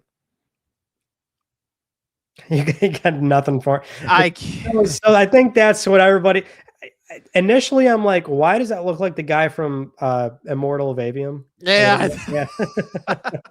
That's the thing, though. It doesn't look like its own game. It looks like you can name a bunch of titles that you see in it, but it doesn't feel that unique, which is weird because the idea is here's guns from Call of Duty, but in like World of Warcraft setting. And what a weird game to close out. No one in the room stood up and was like, hey, maybe not this, unless the check was so big he couldn't hear them over it. That's all I could think of. Is it this obvious spot where, you know what, the money was good. You want to close out, you absolutely can. Go ahead. I think one of my favorite things you said about like games like this is that you were like, this looks like a game I've played before. Yeah. And it does. It looks like a game I've played before. Yeah. This High Guard, which is weird because they tried to mix up military and fantasy, and it still just doesn't look that unique or appealing. And it's coming out in January, and I'm sure some people will play it. I'm sorry. They closed out the show with a game that is. There's a chance this game is not around the next time the Game Awards come back around. Can we just be like, can we just say that with how we see with this industry right now and how like brutal it is? It's just so weird that they close out with that game. It's crazy. So like that was like leading up to the TGAs, like that was a report Kotaku did, which I think they ran a similar one the year prior, which was like, oh, the cost, like what it costs to get a trailer into the TGAs. You know, it could run from $500,000 to upwards of $1 million, which, you know, FYI, the way that the TGAs are structured, it's not like everything pays to be there. I know for a fact, like there's an allotment for everything. So like indies get a discounted rate. There's like a rate there, or rather there is some time in the show that's pro bono. Like Jeff if he champions your game, he'll put you in there. And then there's very much slots that are straight up like pay for them. So I mean, is this a pay for it slot? This would have had to. It closed the show. So? I assume they dropped some money to Jeff. But my thing is, this is kind of a weird effect too. If you think about it, I kind of feel like they would have been better off being somewhere in the middle of the show and not be the closeout, because the closeout is going to get a lot of scrutiny. It's going to get the spotlight, which maybe they were like, oh, our game looks awesome, we're going to show it to them. But then we're in this environment where people just are not as excited for live service free to play multiplayer as maybe they were 5 or 6 years ago or something. It's times have changed. There's a lot of these games that we see come and go. And I think in some ways people are hesitant to get too invested in these games because we see the revolving door that is the free to play space right now. So they would have been better off being hour 2 and it's just High Guard. And we would have been like, okay. And then we would have kept going. Right? Because there's something else. There's something else, you know, after that. If they had done the closeout, this would have been somewhere in the middle of the show, and the closeout was either the Star Wars game. You could have done Mega Man, I guess. I think there's other stuff that could have taken its place, and it wouldn't have been a big deal. You know, High Guard would have been shown. It's getting downvoted into oblivion. I don't know if you see this online. It's rough. I want to say it's 90% downvotes. Like it's bad. Mm-hmm. So it's off on its back foot immediately, and it's out in a month. Not even. Well, that's like the only sort of miraculous thing. It is like kind of shocking to have this kind of game be worked on in secret, and it's going to launch soon. But yeah, like I almost would have thought Star Wars would have been the good closer, right? Like with Casey Hudson directing, like seems kind of like, why would you smash that right next to the Larian thing? Did he want to like be that strong of a lead up and then, you know, to have the pacing kind of go off at that point? You know what it is with that? I think the issue with that one maybe is that it's not coming out for a while, and there were concerns that it wouldn't be out till 2030, that Star Wars game. Casey Hudson has come out and said, no, wait, we're going to get it out before then, but it could very well be a first week of December 2029 release, and they'd be right. You know, it's like, okay, good. So maybe that's what it is. But honestly, this is up there with, and I hate to say it, I think it's worse than the Fast and the Furious closeout. I forgot about that. Well, I made a list, and I went back and looked at all the closeouts from the last 5 years. And we've had some decent closeouts. It hasn't been a bad list from what I remember. I had to pull it back up. But we even closed down on that Matrix demo one year. And people were excited about that. So you do have to kind of have a conscious effort to sort of mess this up. And I think Fast and Furious stands out to people. But let's face it. We look back on Fast and the Furious because it's so bad that it's funny. Like the way that it was Vin Diesel and what's her name up there talking about games. And then they're like, we got something for you guys. And it's the Fast and the Furious game that, by the way, is already gone. It's done now. I think it got pulled. I think it got pulled from stores. It's not even up anymore. And so we look back on that and it's kind of funny. No one's going to look back on High Guard 3 years from now and think, remember when High Guard got announced? How funny was that? So what you're saying, you're reducing to this announcement to like, it's not even funny. Oh, it's not. That's what I mean. There's got to be some brutal entertainment value to it. This doesn't have it. John's like, well, at least Vin Diesel came out, but like this has nothing. But I bring that up and people think it's funny that Fast and the Furious was the closeout. It wasn't funny then. People were not excited about that. But you look back on it now, you're like, that's kind of funny. There's enough time has passed. I don't think that's going to happen with High Guard. It's going to be like, oh yeah, that's right, the High Guard. That was weird. But what if it finds an audience? What if it comes out, shocks everybody? What if it I don't know. I'm trying here, John. I mean, hey, if it does, that's great. The odds nowadays, if a free-to-play game shows up and it's a hero shooter, I hate to say it, the odds are just completely against you in this environment right now. They just are. Yeah. I don't know. I mean, is this thing really going to get hit with like another Concord scenario? Like it's just going to have no play, because it's like, it's weird. Now you do want to like be conscious of how the narrative will be spun on your game. Right. And it probably could have been completely different if it was shown like an hour earlier. Mm-hmm. Yeah. You make it the closer, people like actively hate towards it. Yes. So that's what I mean. It's behind the 8 ball immediately. You're right. Mm-hmm. Hour in, High Guard. That's it. Let's just move on. Okay. It's fine. Terrible. Bad decision on their part to pay probably a stupid amount of money to close out as well. So the actual awards themselves, anything surprising here? It was more or less a Claire sweep. It was basically. I think it only lost the audio design. I think that was it. I'm actually surprised we didn't see like more sort of cherry picked like genres win, like in the, or you know what I mean, like the subcategories. You have that weird thing where it's like, even if like Claire should have won, somehow the other one wins. Right. Just to like, yeah, like it's Claire like sweeped. It's impressive. Yeah. It kept getting called up to the stage, and I feel like there were maybe some rustling in the crowd of like, here we go again. They win again. Then Kojima got caught on camera doing the old, like the eye roll. You didn't see that? I remember seeing him eye roll, but I guess I don't remember the context of that. It was just, I mean, it did a thing where it split people into, the boxes for nominees, and they call Claire obscurity is kind of like, oh, yeah, I guess so. I just remember seeing Ben Starr like constantly, like they had 50 cameras in that stadium, and one of them was just locked in on Ben Starr and whoever he was sitting next to. Yeah, the whole night. All I can think is like Ben Starr with some eyeshadow. It's crazy. Yeah, they got their celebrities like figured out for this award show now. I feel like we see the same people every year. I think. He definitely like hands out tickets to like a bunch of people he wants. Yeah. To, show up in that front row and no like ticket for Mystic Ryan. No ticket for me. Terrible. I probably wouldn't go. No, you would. You'd go. I think if I like lived in the area, sure, but I'm not going to fly out for it. You're not going to fly out for the chance to catch whatever unique Pokemon is in that area in Pokemon Go. I can catch them here. I don't know. Maybe they have some cool stuff there.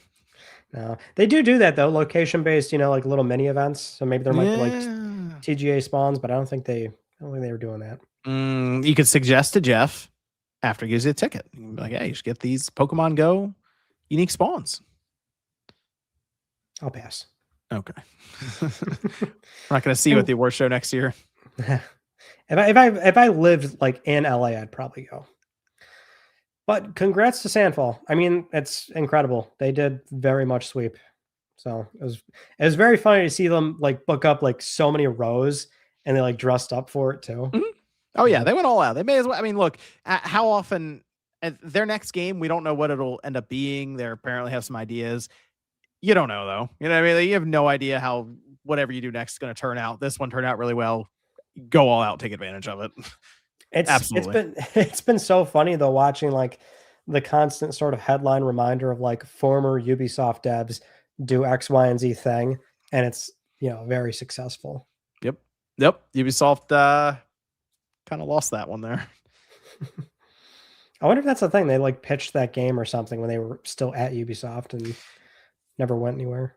There's probably going to be I'm sure there'll be a whole story around like a whole documentary or something someday about their history and more in depth looking. I'm sure there'll be a very interesting bunch to do those kind of videos on, or maybe it'll be on Netflix or I don't know, but I'm sure it'll be one of those because they're going to do an entire movie for this game now apparently and all kinds of stuff. So I'm sure there will be a lot of interest in that. Still looking through some of our stories here that we can do if you want to find some chats for us. We have Toasty says, when I was in elementary school, high schoolers beat me up and stole my PSP. With the new handheld, I will get even. Oh, so you're going to though. Wait, so you're going to beat up today's generation of high schoolers and take their PS6 portable? Is that what you're saying? Oh, I mean, I support interesting. Hey. Link says, here's a question. What series would you want brought back? Siphon Filter or Tenchu Stealth Assassin? Ooh. I am going to say Siphon Filter. I'll say Tenchu to be weird. Okay. I like Tenchu. I remember Tenchu Z on the 360, the stab through the paper door. Yeah. I think there's like room for more like spy open world stuff. Oh, well, yeah. No, there is. Well, Siphon Filter is linear, but it could be something open world now. Just pitch it as a live service game. It'll get through. No, John. Johnny with the super sticker. Shout out to Johnny. Bad ideas. Victor says, if Tomonobu Itagaki was still alive and saw games like Stellar Blade and Phantom Blade Zero exist and are being developed in the 21st century, he'd be proud. He would. There's always room for these games. Always room. I love that they're still here. All right, Ryan. What do we got around the hand? This person is going to be enacting revenge on their handheld. What do you have for them with a Sony handheld? What do I have for them? You have the story you have about the dev kits. About the what? I saw it on Let's Talk PlayStation. All of a sudden, Ryan's forgetting. Oh, yeah. What's funny with that story? I didn't even write that one down. I just like did it. You see this? No, I can remember it. Yeah, that was a recent one from Tom over on Moore's Law is Dead. He's like the only person that's been like posting these like these scoops, which some people are like, like kind of uneasy about that. I will say the way that Tom phrased this report, it's at least accurate as far as how it works. So the rumor he put out was that Sony updated every PlayStation 5 dev kit, like every version, every variation of the dev kit to support low power mode. In an effort to get more support for low power mode, right? Which is a very public thing. Like we know it's a retail feature, and you could just see that we have no games, like literally none. So he's suggesting that Sony's like really pushing this, and they want like even 1.0 PS5 dev kits, like those have the support for low power mode now. And he phrased it in a way where it's like they didn't even do that for PS5 Pro. Which that's how it works. So this kind of goes back to like when they were doing PlayStation 4, when that was like in its heyday, there's like a reason why some early PS4 games never got pro patches because those games have to be brought up on the latest version of the SDK. And some studios, like they put their games down. If if they ship a 2013 PS4 game, they don't go back to it. That game was made on that dev kit. And so like this sort of like more of a technical thing, but like there's just you can't just easily patch it or whatever. Like you have to bring the game up to the latest version of the dev kit to give it a pro patch. And that's the same thing with PlayStation 5 in this case. So the point of this rumor is that Sony is going out of their way to make sure that every PlayStation 5 dev kit, no matter what software version it's on, if somebody wants to go back to their game and like ship a patch for a low power mode, they can do that. And Sony's encouraging that game like be runnable on 8 threads and like just be like, like make sure that developers are mindful of that. And then I guess actually on the development material that went out, again, it's a rumor, allegedly, the development material suggested that there may be other performance profiles like later on, suggesting that the smoking gun here is that would be the handheld.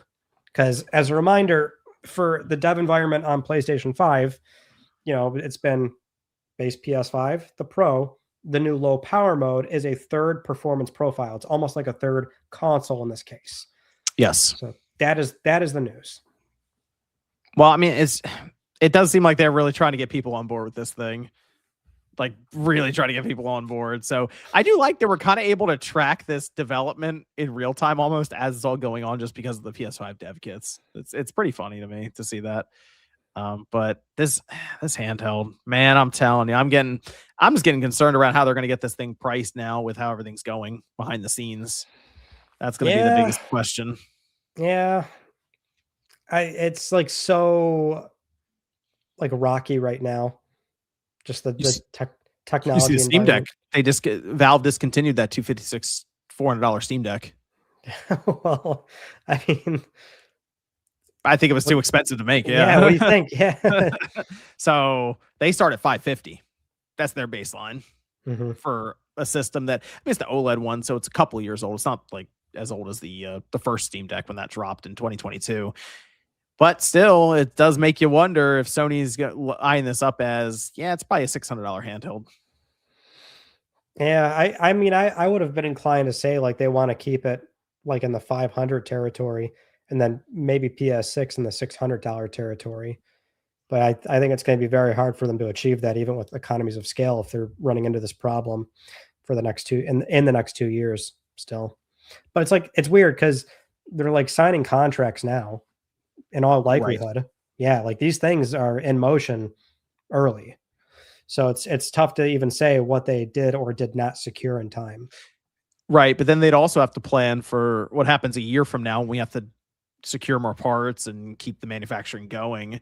And then also, because I assume they're going to think about this coming off of, say, the Vita as their last real dedicated one. How is this thing going to sell? Or are we going to be left with X amount of chips that we're not going to necessarily be able to sell now? Like it's still kind of uncertain, I feel like, for Sony with the handheld scene after what they saw with the Vita. But I guess the one nice thing is the same game should run between both. So, well, that is the benefit, is that there's no pressure for this thing to like live on its own, But in theory, I mean, if we're running into an issue where studios aren't supporting more low power modes, and then all of a sudden they start like benchmarking, the SoC, and they realize like, man, a lot of these games are not like running properly on this thing. That's going to be a problem too. So gonna have to try and stay on top of that. I'm still trying to figure it. You think they're going to launch this thing next to the PS6, or you think it's going to come out a year before, just kind of offset with that release? I mean, I guess we're hearing they're like much closer to each other, but I would have thought you do one, then another. Like you don't want to like overwhelm customers with like, here's like $1,500 worth of product that, we want you to buy. Like, right. Like you kind of want to get everyone to double dip. You sell PS6, give it a year. Here's our handheld, That would be my concern as well, is that just almost overwhelm people with options or having to put out X amount of dollars. And if it's 600 and 600 or 600 and 700 even, it's like, whoa, you're dropping some money if you want everything.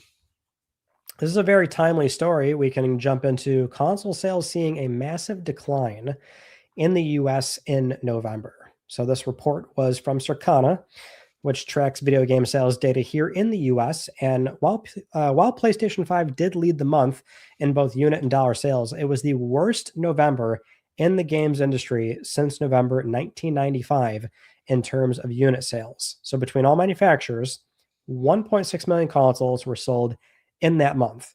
So hardware spend was down 27% year on year for a total of 695 million. The revenue count, that's the worst since November 2005. And when you break it down by platform, PS5 was down 40%. Switch 1 and 2 combined sold 10% less than Switch 1's November 2024. And the Xbox was down 70%. In Europe, it doesn't look nearly as bad. I know those numbers just came in. I don't have them written down just yet, but at least in the US, like the US in particular, it was really bad.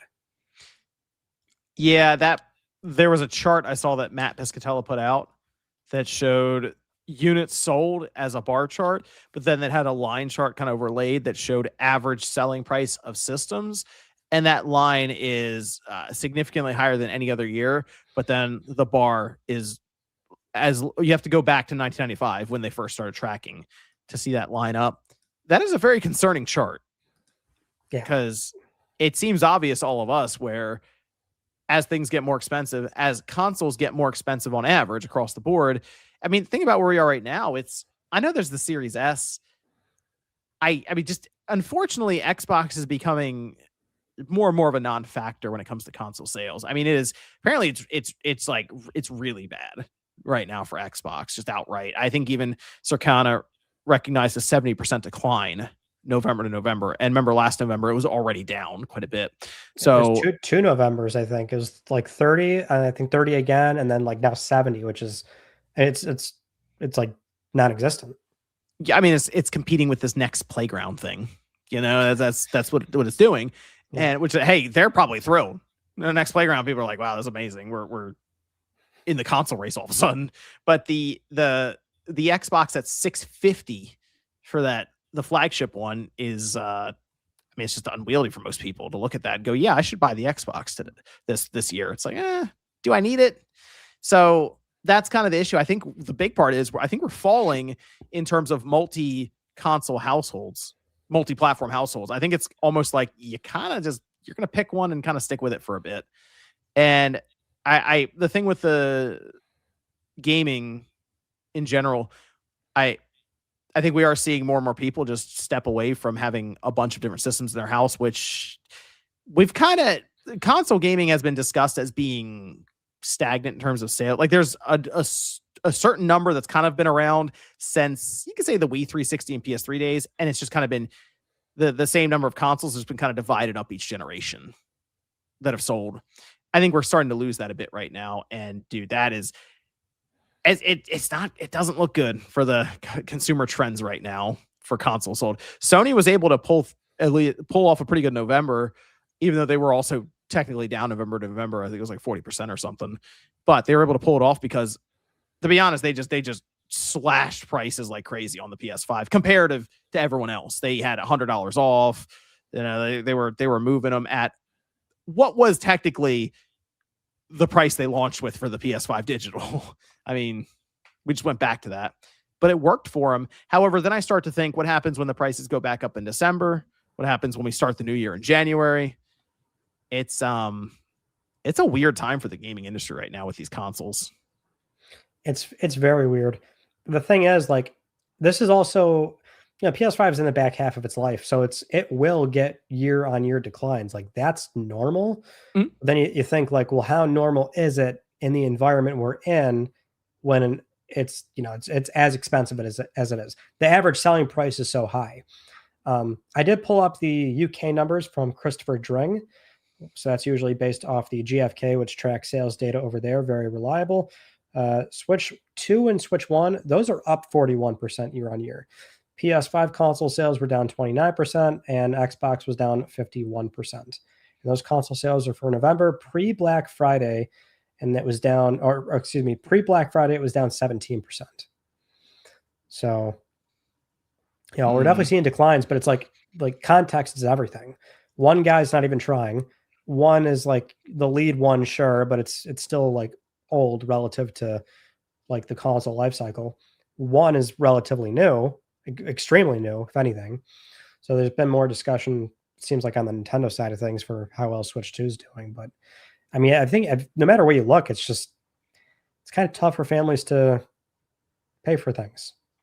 Yeah. Consoles aren't exactly on the high list of priorities right now for many people.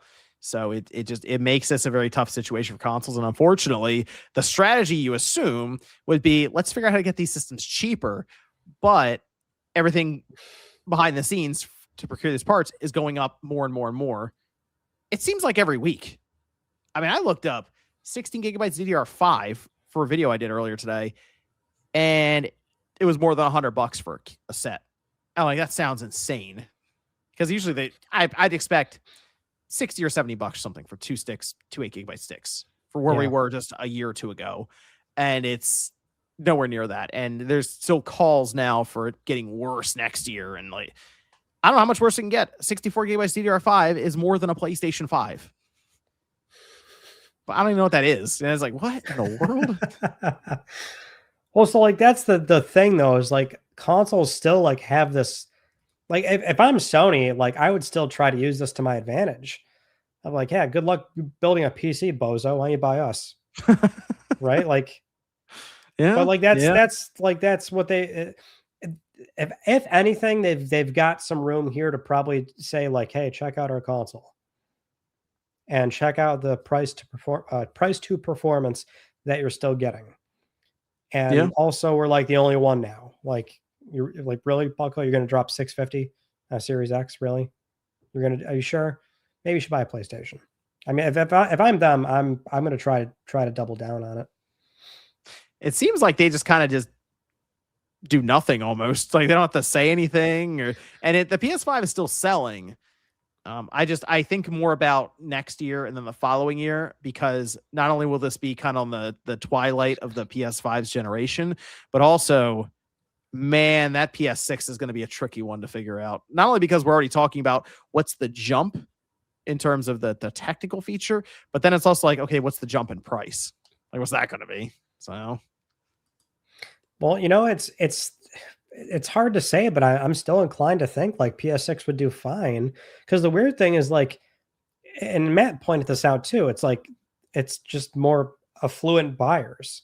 Like the PlayStation is not really, their numbers are still not trending in a way where it's showing them doing less than PlayStation 4. They're still trailing like 1 or 2 million consoles behind, but that's certainly not indicative of even the crazy environment we're in, shockingly enough.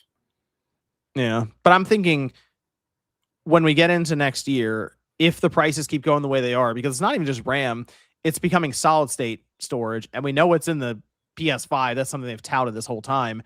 I get more concerned when they go, oh, we actually do have to raise the price again. Yeah. Well, I think that's a possibility.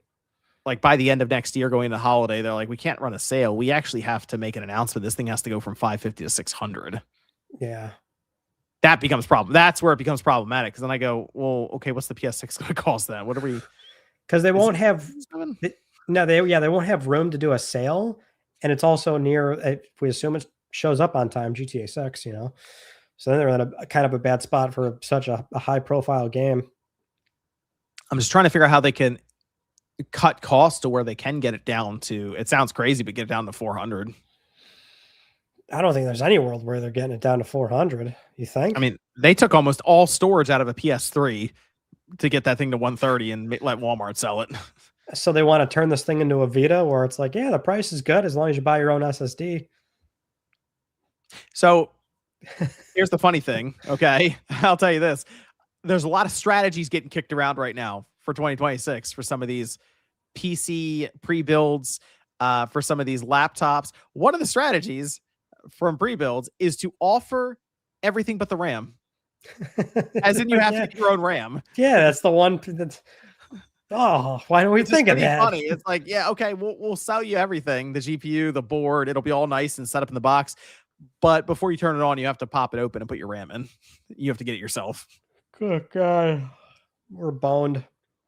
I mean, it might come down to, hey, this PS5 is going to ship with 64 gigabytes of storage. So you have to put your own NVMe in there.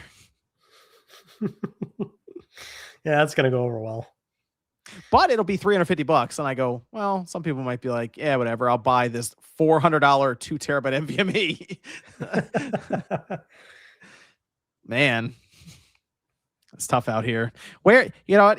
Right. Where is the $100 PS TV when the people need it? Nobody wanted to buy it. It came with a controller too. It came with a DualShock 3. Man, those are the days. I did go back and look, by the way, 5 years into the last generation to see where we are with Black Friday deals. That was the year for the $200 PS4 Slim and Spider-Man. It was was it 250 or 200?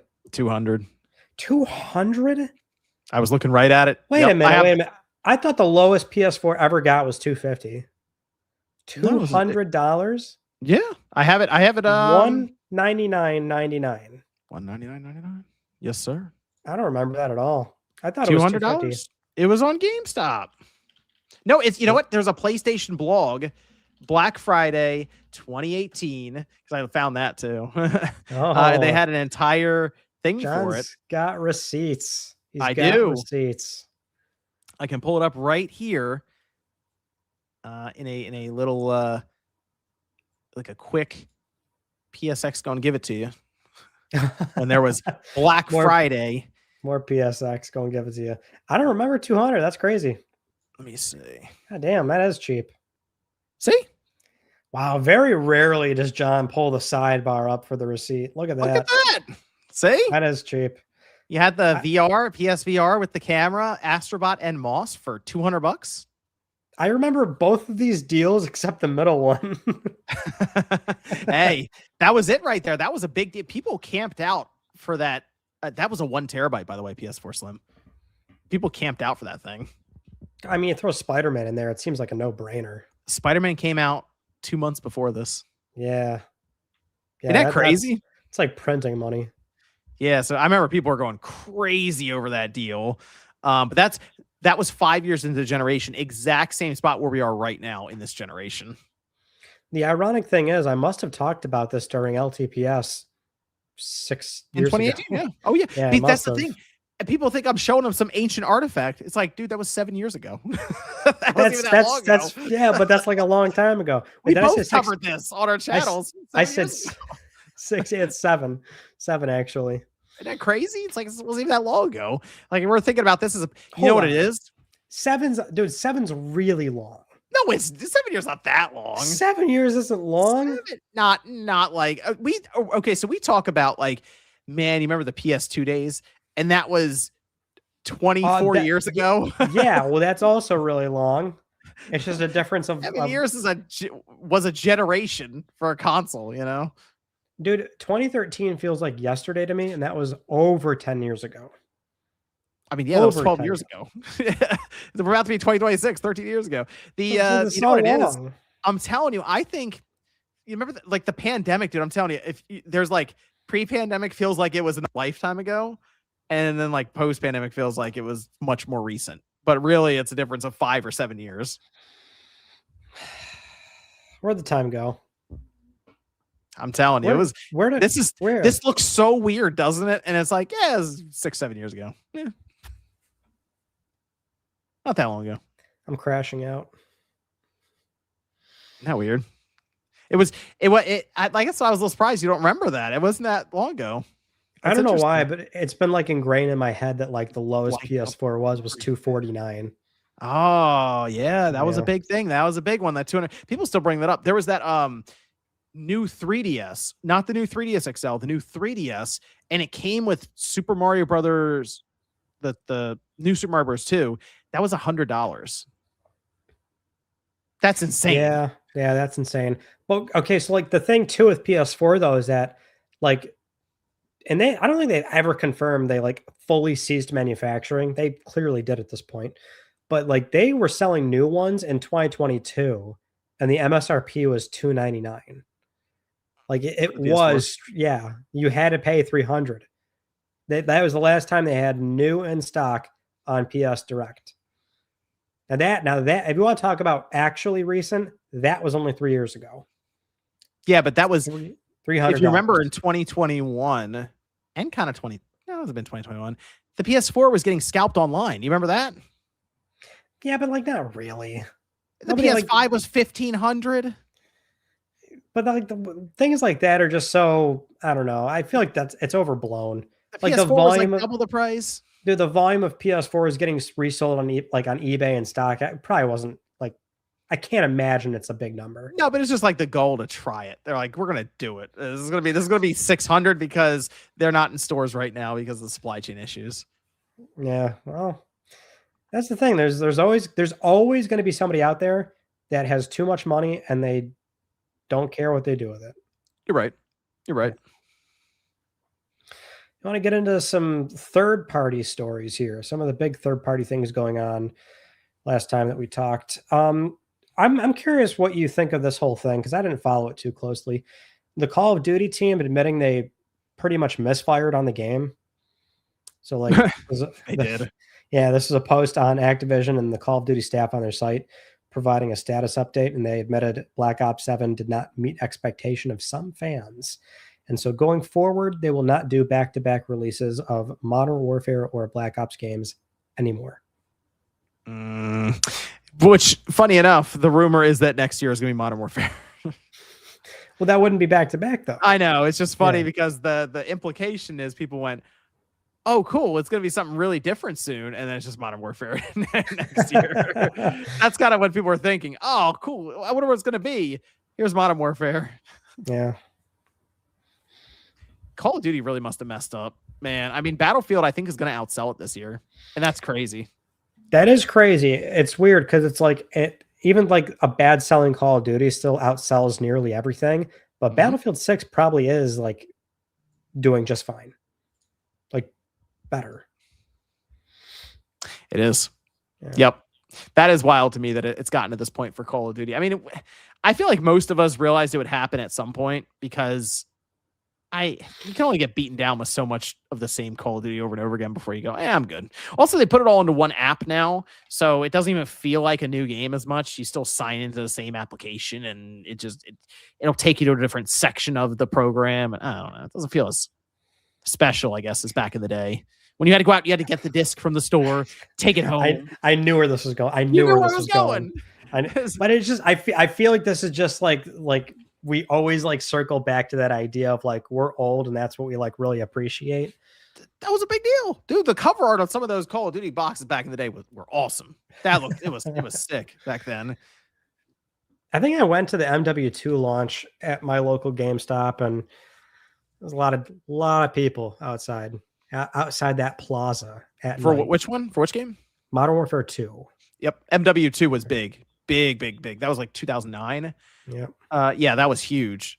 Black Ops pretty big too. That was a good cover art too. Black Ops cover art, that one was good. But Black Ops was big. Black Ops 2 was massive. But those were the old days. Again, those are the old days of Call of Duty when it felt like each one was kind of a new thing. Now we're on Black Ops 7. And here comes Modern Warfare 3 is probably what they're going to call it or something. It's going to be a remake of an old Modern Warfare. It's like, man, doesn't hit as hard as it used to. It does not. It doesn't. Excuse me. I've definitely been up very late lately. We have an Xbox Developer Direct planned for next month. It's so weird how this is always news now, but anything Xbox does means PlayStation stuff. You actually have to watch these now, huh, Ryan? I know.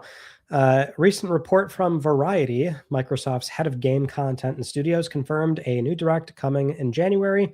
And we do know Playground is going to be there. They're working on Fable. No PS5 version for that right now. Right. But Forza Horizon 6. Probably you see that. We're still waiting on news for Gears of War E-Day. That also, no PS5 version yet. We're still waiting on some stuff for Halo Campaign Evolved. Avowed has no PS5 version. I think that is right around the corner. And then the bigger story this week was Starfield. That's a separate report from Windows Central that the new Starfield DLC getting shown behind closed doors, and that apparently includes a PS5 version, so that might get announced next month. Yes. Yeah, so I think that's we'll see that, I think, to start off the new year. If I had to guess, Starfield and the PS5 version and the Switch 2 version. Again, Microsoft just putting these games everywhere they can. So apparently the update is going to streamline some things, get rid of some of the load screens. It's not going to be quite a Cyberpunk 2.0 update is what people are saying, but it's going to make the game, it's going to reshape the game somewhat based on feedback. Well, that's the point I was making on LTPS. I'm like, maybe by the time the game gets to PS5, like a lot of this like friction on the travel and the monotony in the game gets reduced. You might have a better product by the time it comes to PS5. We also had a separate report from Game Informer. That was Todd Howard speaking with Game Informer about Elder Scrolls 6. just clarifying the game's going, or the progress is going well. The majority of the studio rather is on it. He did clarify that they do overlapping production timelines, but seems like that game is finally like they're full steam ahead on that. Are you going to play Starfield if it comes to PS5? I don't know if I'll have time for a Starfield. I think if I was going to start a big sandboxy game like that, I might finally get into Elden Ring. I mean, I played through Starfield and I think I went through the game one time and it was in 30 some odd hours. So I didn't do everything. Not overly long. No, but the idea is you play through it multiple times, kind of the idea without spoiling. It's one of those games where you can play through it with replayability and everything over and over again. And it does kind of push you to do so. And so that's where you see people with hundreds of hours because they've tried to go through and experience it in different ways over and over and over again. So cool game though. But if you just want to do a run through one time, it's actually not that long of a game. Okay. Maybe I'll reconsider it then. It's definitely shorter than I thought. Yeah, it doesn't have to be. I mean, technically with any of the Elder Scrolls games, you can kind of mainline it and it's not some 100-hour experience if you don't want it to be. That's fair. Yeah. Well, Skyrim's like the same, if anything. Yeah. We had this big shareholder criticize Square Enix. This has kind of been a big thing in the JRPG community because the Singapore-based activist investment fund 3D Investment Partners, they are Square's, well, at the time it was third largest shareholder. I think they went up to 2 already. Like I think they bought more shares again. So now they're like over 15%. So this news might be a little bit outdated, but they put out a 112-page PDF, like completely criticizing the organization. So they're talking about the stagnation of the HD and SD game segment, specifically pointing out failures like the slow performance compared to other Japanese publishers, your Nintendo, Capcom, Konami, Bandai Namco. They're definitely like being pretty aggressive. They want something to change. They keep pointing out the new president, the leadership there. Seems like they want some immediate changes. But the weird thing is you can't really immediately change anything when games take 7 years to make. Right. That is kind of a problem. Yeah, I'm not sure what it's weird because like I would argue that they are experimenting. They're trying new things, just hasn't been landing. Yeah. So the other thing with this, we've seen this before with these investors who will write up these papers, these reports, trying to, what sounds to me like you guys need to go sell yourself to somebody is a lot what they're leaning towards. And then you find out they have what was the percentage you say they own? I think it's over 15% now. So they're not a small shareholder by any stretch. Right. So if Square Enix could, in theory, sell themselves, they would probably get a nice return on their investment. So that's what I want people to keep in mind when you see these reports get written up. There is a ulterior motive most times to this, and what it comes down to is trying to get the other investors' confidence in the idea of, yeah, you probably should sell. You probably should do that. And then if that pressure mounts, Square might go looking for a buyer. Although you also have to find somebody who wants to buy you. Well, you remember that was like a story, like I think last year, how Square was like trying to like consolidate and thin down the business and look attractive to a possible M&A target. But it's like that was forever ago, and that's still an acquisition rumor, which tend to be very unreliable.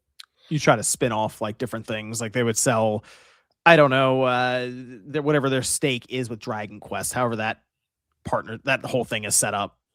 With the owner, there's like other owners of Dragon Quest as well.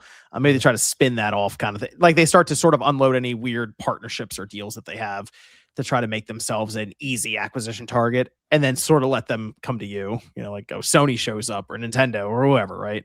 Shows up, or I don't know. It could be Amazon or something. I don't know. Oh, don't sell to that. I'm telling you, man. Who knows what happens there? It's could look concerning with that. Concerning. Yeah, well, that's what's going on with Square right now. We had the long-standing Tekken series director and producer announce that they're leaving Bandai Namco. That's Katsuhiro Harada-san. They're leaving Bandai Namco at the end of this year, with the series reaching its 30th anniversary. And he went out with a bang. He put out a 60-minute DJ mix. What? Like a Tekken DJ mix. It was crazy. What? Yeah, it's like a thing he does. Like that's a thing he does. He Okay. also has a YouTube channel too, where he like has a bar that like people come to, like games industry people come out and they like hang out and just talk and shoot the shit. He had Ken Kudragi come there one time. It's like it's on his channel and everything. Just the father of PlayStation sitting at a bar Hey, with why Katsuhiro not? there. Why Yeah. not? I like it. Always a big deal when you get those big names leave the business. So shout out to Mhm. Harada-san for the amazing work he did Wonder what for he's gonna Tekken go series. off and do now, because he sounds like he's doing something else. Like he already even has it in mind. Well, it's at first his like departing message was like, "Oh, I want a DJ," but he's like, "Oh, I'm doing this the first time and the last time." Right. Well, that was like the mixed thing. Aw. He's sick though. He's a fun dude. I say that as if I hung out with him. Yeah, you know him personally. He looks like he could be fun. Oh, John, do you remember like right when we ended Click R3 previously, we had the whole Netflix deal thing? Yeah. Yep. Yeah. I mean, there's that. Yeah, it looks like the sort of dust settling on that because the follow-up story is that Netflix entered into the agreement to acquire Warner Brothers Discovery for it was like $82 billion, something like that. So it was who was it that followed up here? Oh, Paramount Skydance. They put in a $108 billion bid. It looks like they're not going with that. No. But they're going to stick with Netflix. So Yep. That's kind of the plan for them. Stick with they said it had to do with they were concerned about the idea of securing funds or something. Apparently Netflix they say is a safer bet. I'm not sure if that's actually the case or not, or they just want to sell to Netflix, but apparently that's the move. Well, I mean, obviously, we talk about it because this has video game implication because of Warner Brother games. That would include your NetherRealm with Mortal Kombat, Rocksteady with Batman, Avalanche with Hogwarts Legacy. But the crazy thing, John, is that the co-CEO Gregory Peters, speaking on an investor call, said they did not put any value in WB games. Like that was not part of the that was not part of the deal. Like, and to give context, he didn't say like, "Ah, fuck them." He said like, you know, that portion of the business is minor compared to like what they were like looking at. So they didn't value it, but he's like, yeah, they do good work over there. There's great stuff going on. That wasn't really the reason. Well, here's I do wonder because we just saw the announcement that Hogwarts Legacy sold 40 million copies. I must wonder if they just kind of threw that out there like, hey, this is still an important thing. 40 million is a lot. We're working on the next one.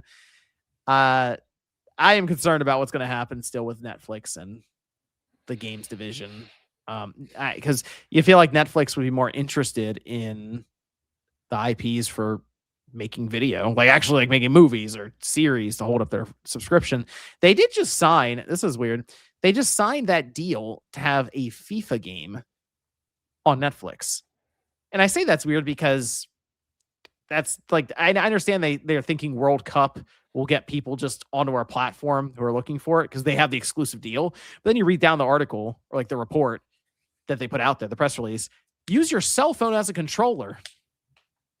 And it's like, dude, they're not serious with this. They're just not serious. So sorry to WB Games. I don't know what to tell you. Hopefully Mortal Kombat inputs work well on my iPhone 18 or whatever.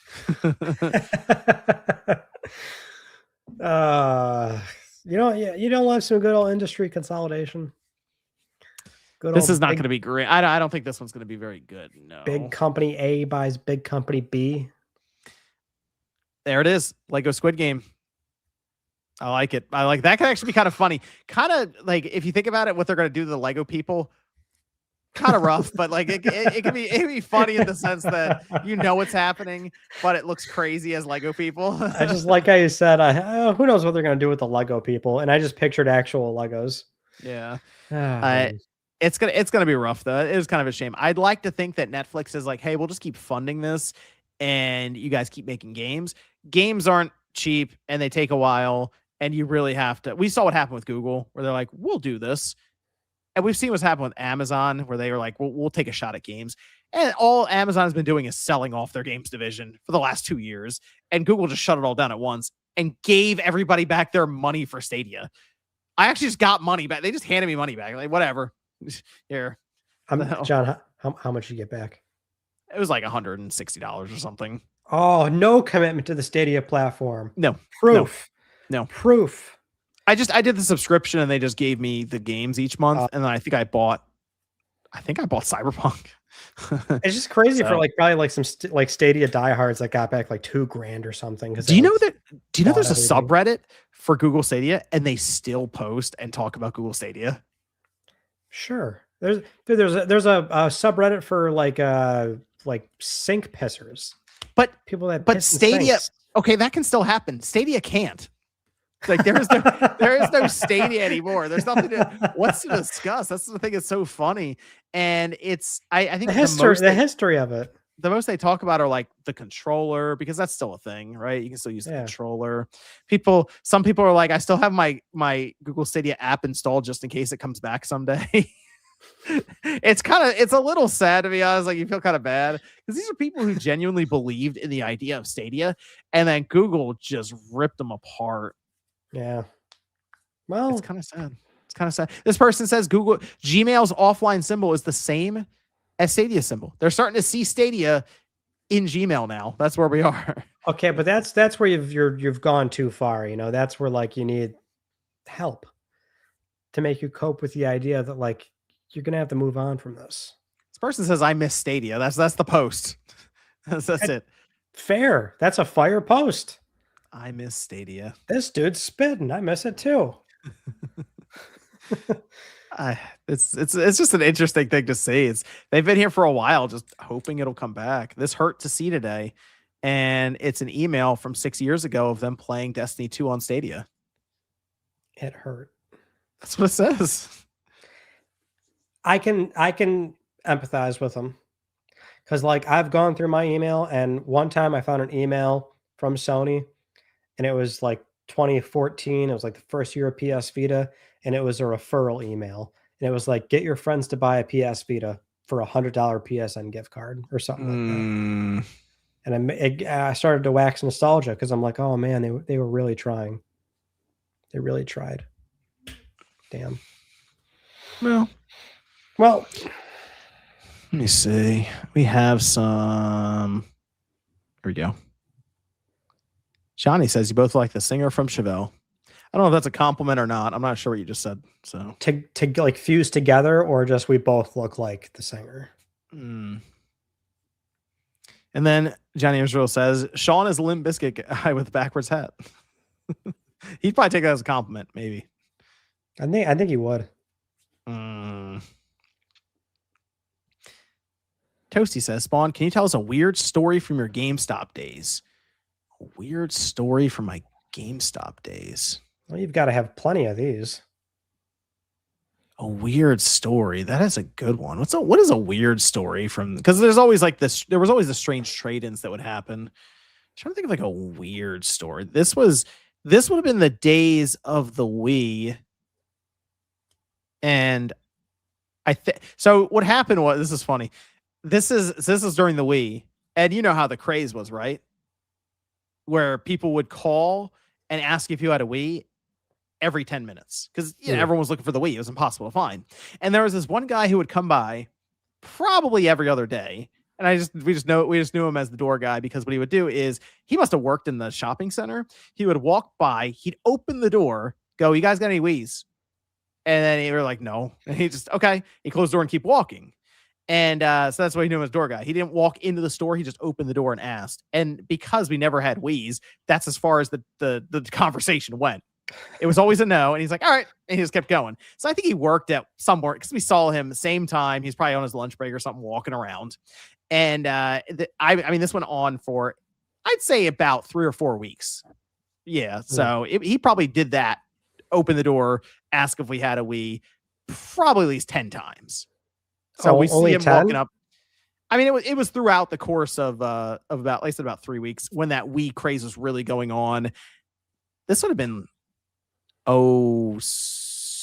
2007, 2008, like that holiday time. Well, that shortage was about 2 years, I think, until it really was like comfortably in stock. Yeah, it was a solid month of him opening the door, asking if he had Wiis, and that. So eventually, we did have Wiis when he came by. He just happened to come by at the perfect time. And I was like, I see him, kind of walking down the path walking down around because we always had UPS guys coming in during the holiday season. So we're always like signing and like getting the stuff out.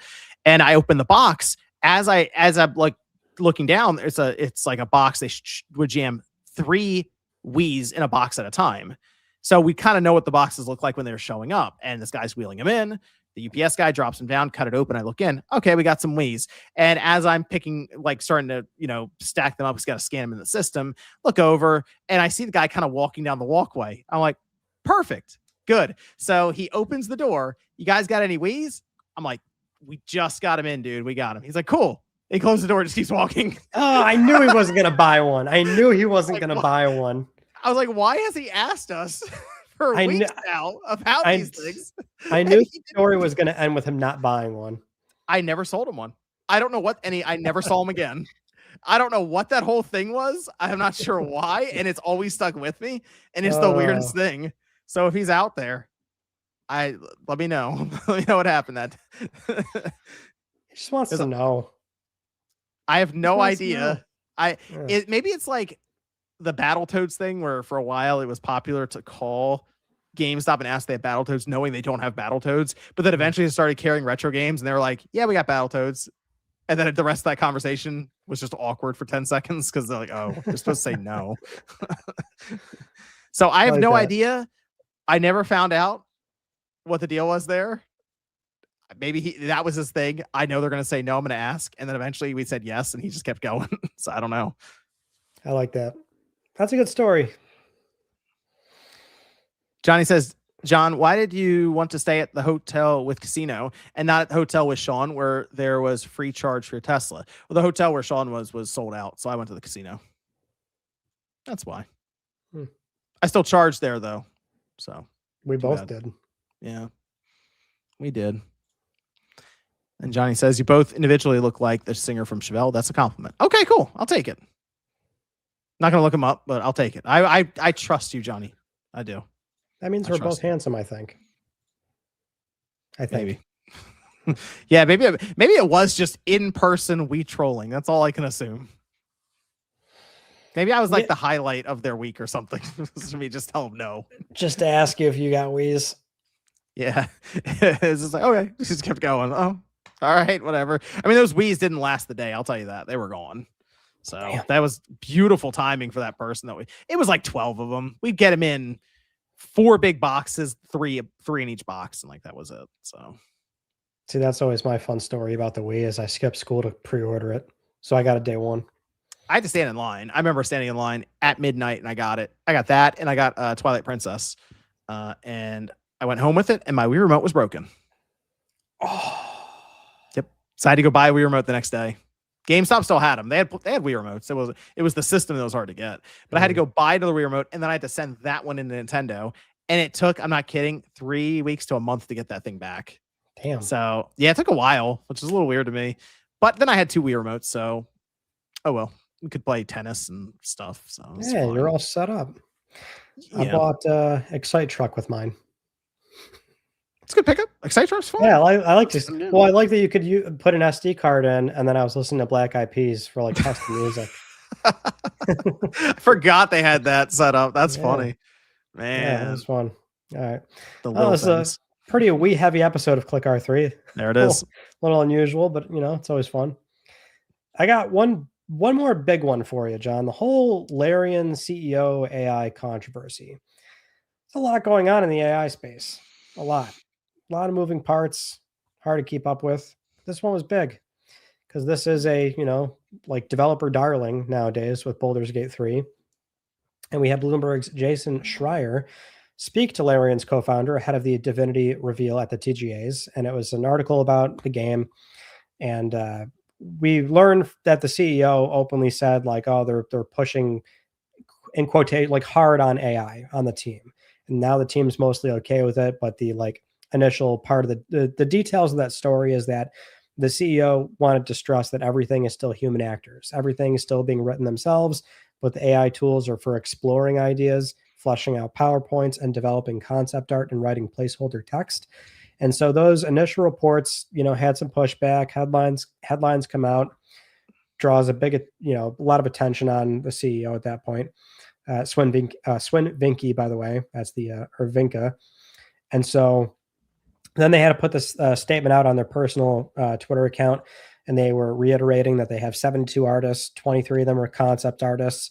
They still only use the tools for exploring references. He then linked an older GameSpot article about how machine learning can help automate tasks that no one wants to do. Then Jason Schreier followed up again. He put on Blue Sky a transcript of the conversation to show people exactly what he said. So it was like a whole ordeal. But this is not the first, and it's certainly not going to be the last AI controversy. It seems like we just have a bunch of them popping up left and right. We just had one with Claire. That was today, basically. Yep. Yeah. So this is just it's going to keep happening a lot, like a lot. Yeah, the one with Claire today was a little strange because the indie awards and the whole thing of what makes an indie game, I guess, aside. That one was a little strange to me that they went, now they're disqualified because I guess they had AI assets in the game and then they removed them from the game. Claire was the story. But then even before that, they said that they used generative AI in the ideation process, but like the beginning where you're just putting stuff together. But the thing I don't understand is I think a lot of studios all of them are going to do that now. Like, that's kind of my issue is what exactly is the line that they're looking for when they ask, did you use generative AI? Because if I am putting together Claire Obscure Expedition 33 and maybe I run into an issue with Unreal Engine, I'm like, I'll Google this. I'll look it up. Whatever. Maybe someone else has run into it. You type it in, right? And then Google Gemini, which on every search engine inquiry you put in, fires up. I think people have noticed this by now. And the top, it like just summarizes stuff for you and gives you the answer. At that point, I used generative AI to make the game? Because Gemini has now helped me with development in Unreal Engine. Well, I mean, that's like one of those, I don't know, like, I get your example, but that's like stretching it really far because I think most people would reasonably think no. But it's the sort of idea that like something was generated, like a core asset, something artistically presented, something that was previously human handcrafted. If that was generative AI and not a person, I think that's, not to speak broadly for people, but I would think that's where a lot of people have an issue with it, myself included. I would like the point I always make is like, these are all public companies. It's a big competitive space. Like they're going to use it. Yep.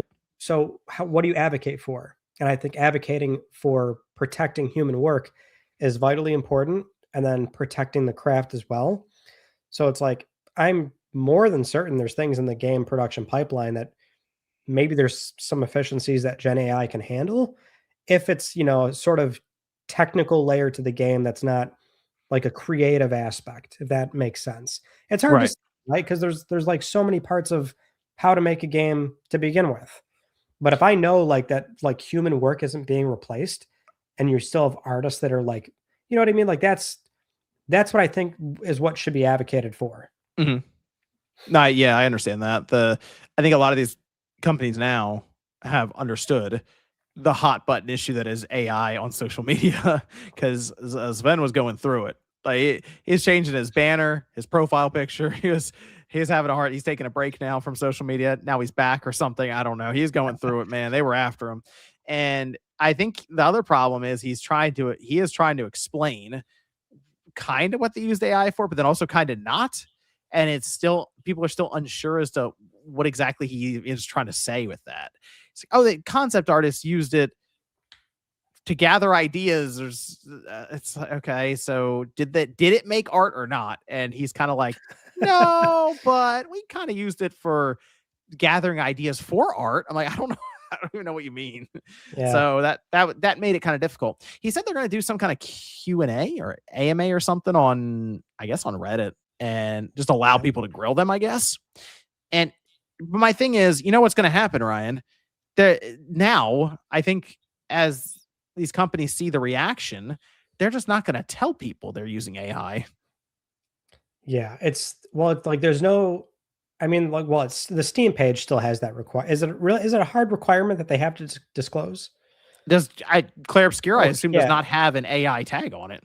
Well, that's the thing. It's like there's no. I don't know if like there's no like hard requirement that disclosures have to happen, and Right. they're certainly not there on the PlayStation Store or various other storefronts. Mm-mm. There's very little regulation still to this day. So like we're like right in the midst of it, you know, like it's going to be utilized more and more, and it's a wild west. Right. Well, what happens when let's just say Unreal Engine, Epic, because we've seen Tim Sweeney's take on AI. He's like, yes, this seems to he's against the idea of even the tag on Steam. And he, of course, at Epic, they have Unreal Engine. So what exactly happens with this whole thing when AI, generative AI, even gets completely woven into Unreal Engine, which is what 60-70% of the industry uses right now by default? Does that mean that all these games now are also being fueled by AI? So that's I'm not really sure where the line is for this now, what the stipulations are, because a lot of smaller studios, like indie studios, even use Unreal Engine because it's very available to people who are starting out for the first time in games, don't have a big budget to make their own engine or whatever else, and it's actually very friendly to where I think for the first, if you launched on at least on Epic Game Store for the first $1 million, they don't touch the money. Like you just sell it there if you're using Unreal Engine. So that's my thing is I think we are still in that, as you mentioned, Wild West period where everyone's trying to set the rules. But the AI stuff is just its adoption rate, its growth is just exponentially faster. And it is exponential. The thing too is like it seems like there's like two paths here in the short term of like, because there's nobody technically has to disclose anything, you're probably going to have a lot of the sort of quiet nature of studios using it. Yeah. Maybe there's like a controversy online, but there's still like a core audience that follows and finds out about that news. And there's a wider gaming audience that doesn't give a shit because they don't even know these things are going on, right? Like that's the other thing. Outside of games, it's already so, and like I've seen anecdotally speaking that it's pretty well accepted. Like all these social media platforms have baked in like Gen AI features, like Facebook's got quirky things you can mess with. And I see all the people I went to high school with using it no problem all day, every day. They don't advocate for the shit like we do. So there's like that part's like just naturally happening.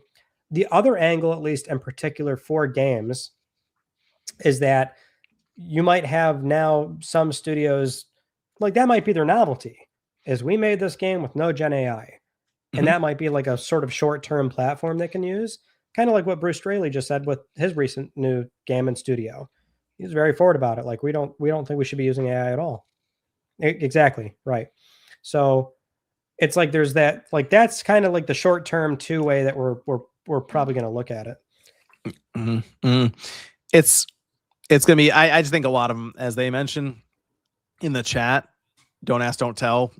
I think you're going to see AI be used, and we'll find out 3 years after launch at GDC when they're doing a talk about how they innovated something with generative AI and how they used it.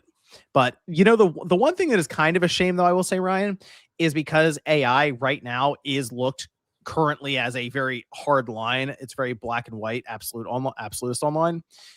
Man, there are some cool things that AI could do in a game that's not even related to artwork.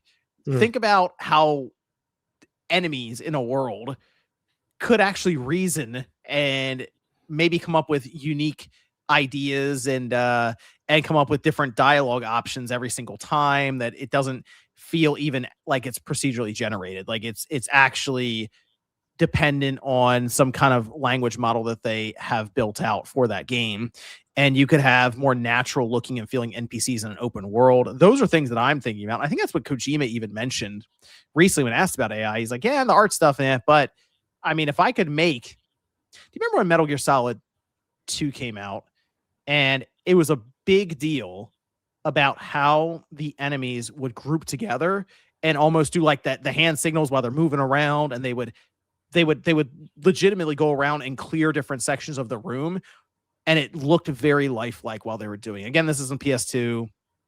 We didn't have a lot of examples of that, but it was kind of like, whoa, this is kind of crazy looking right now that they're able to do this. And I kind of think of a next level of that using AI.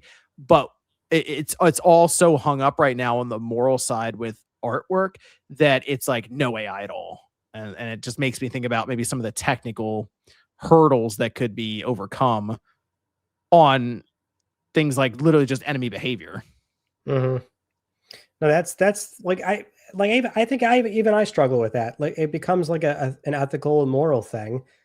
Like from like me, I think I am just having more and more disdain for it, generally speaking, if only because it is getting so widely accepted for the creative nature of it.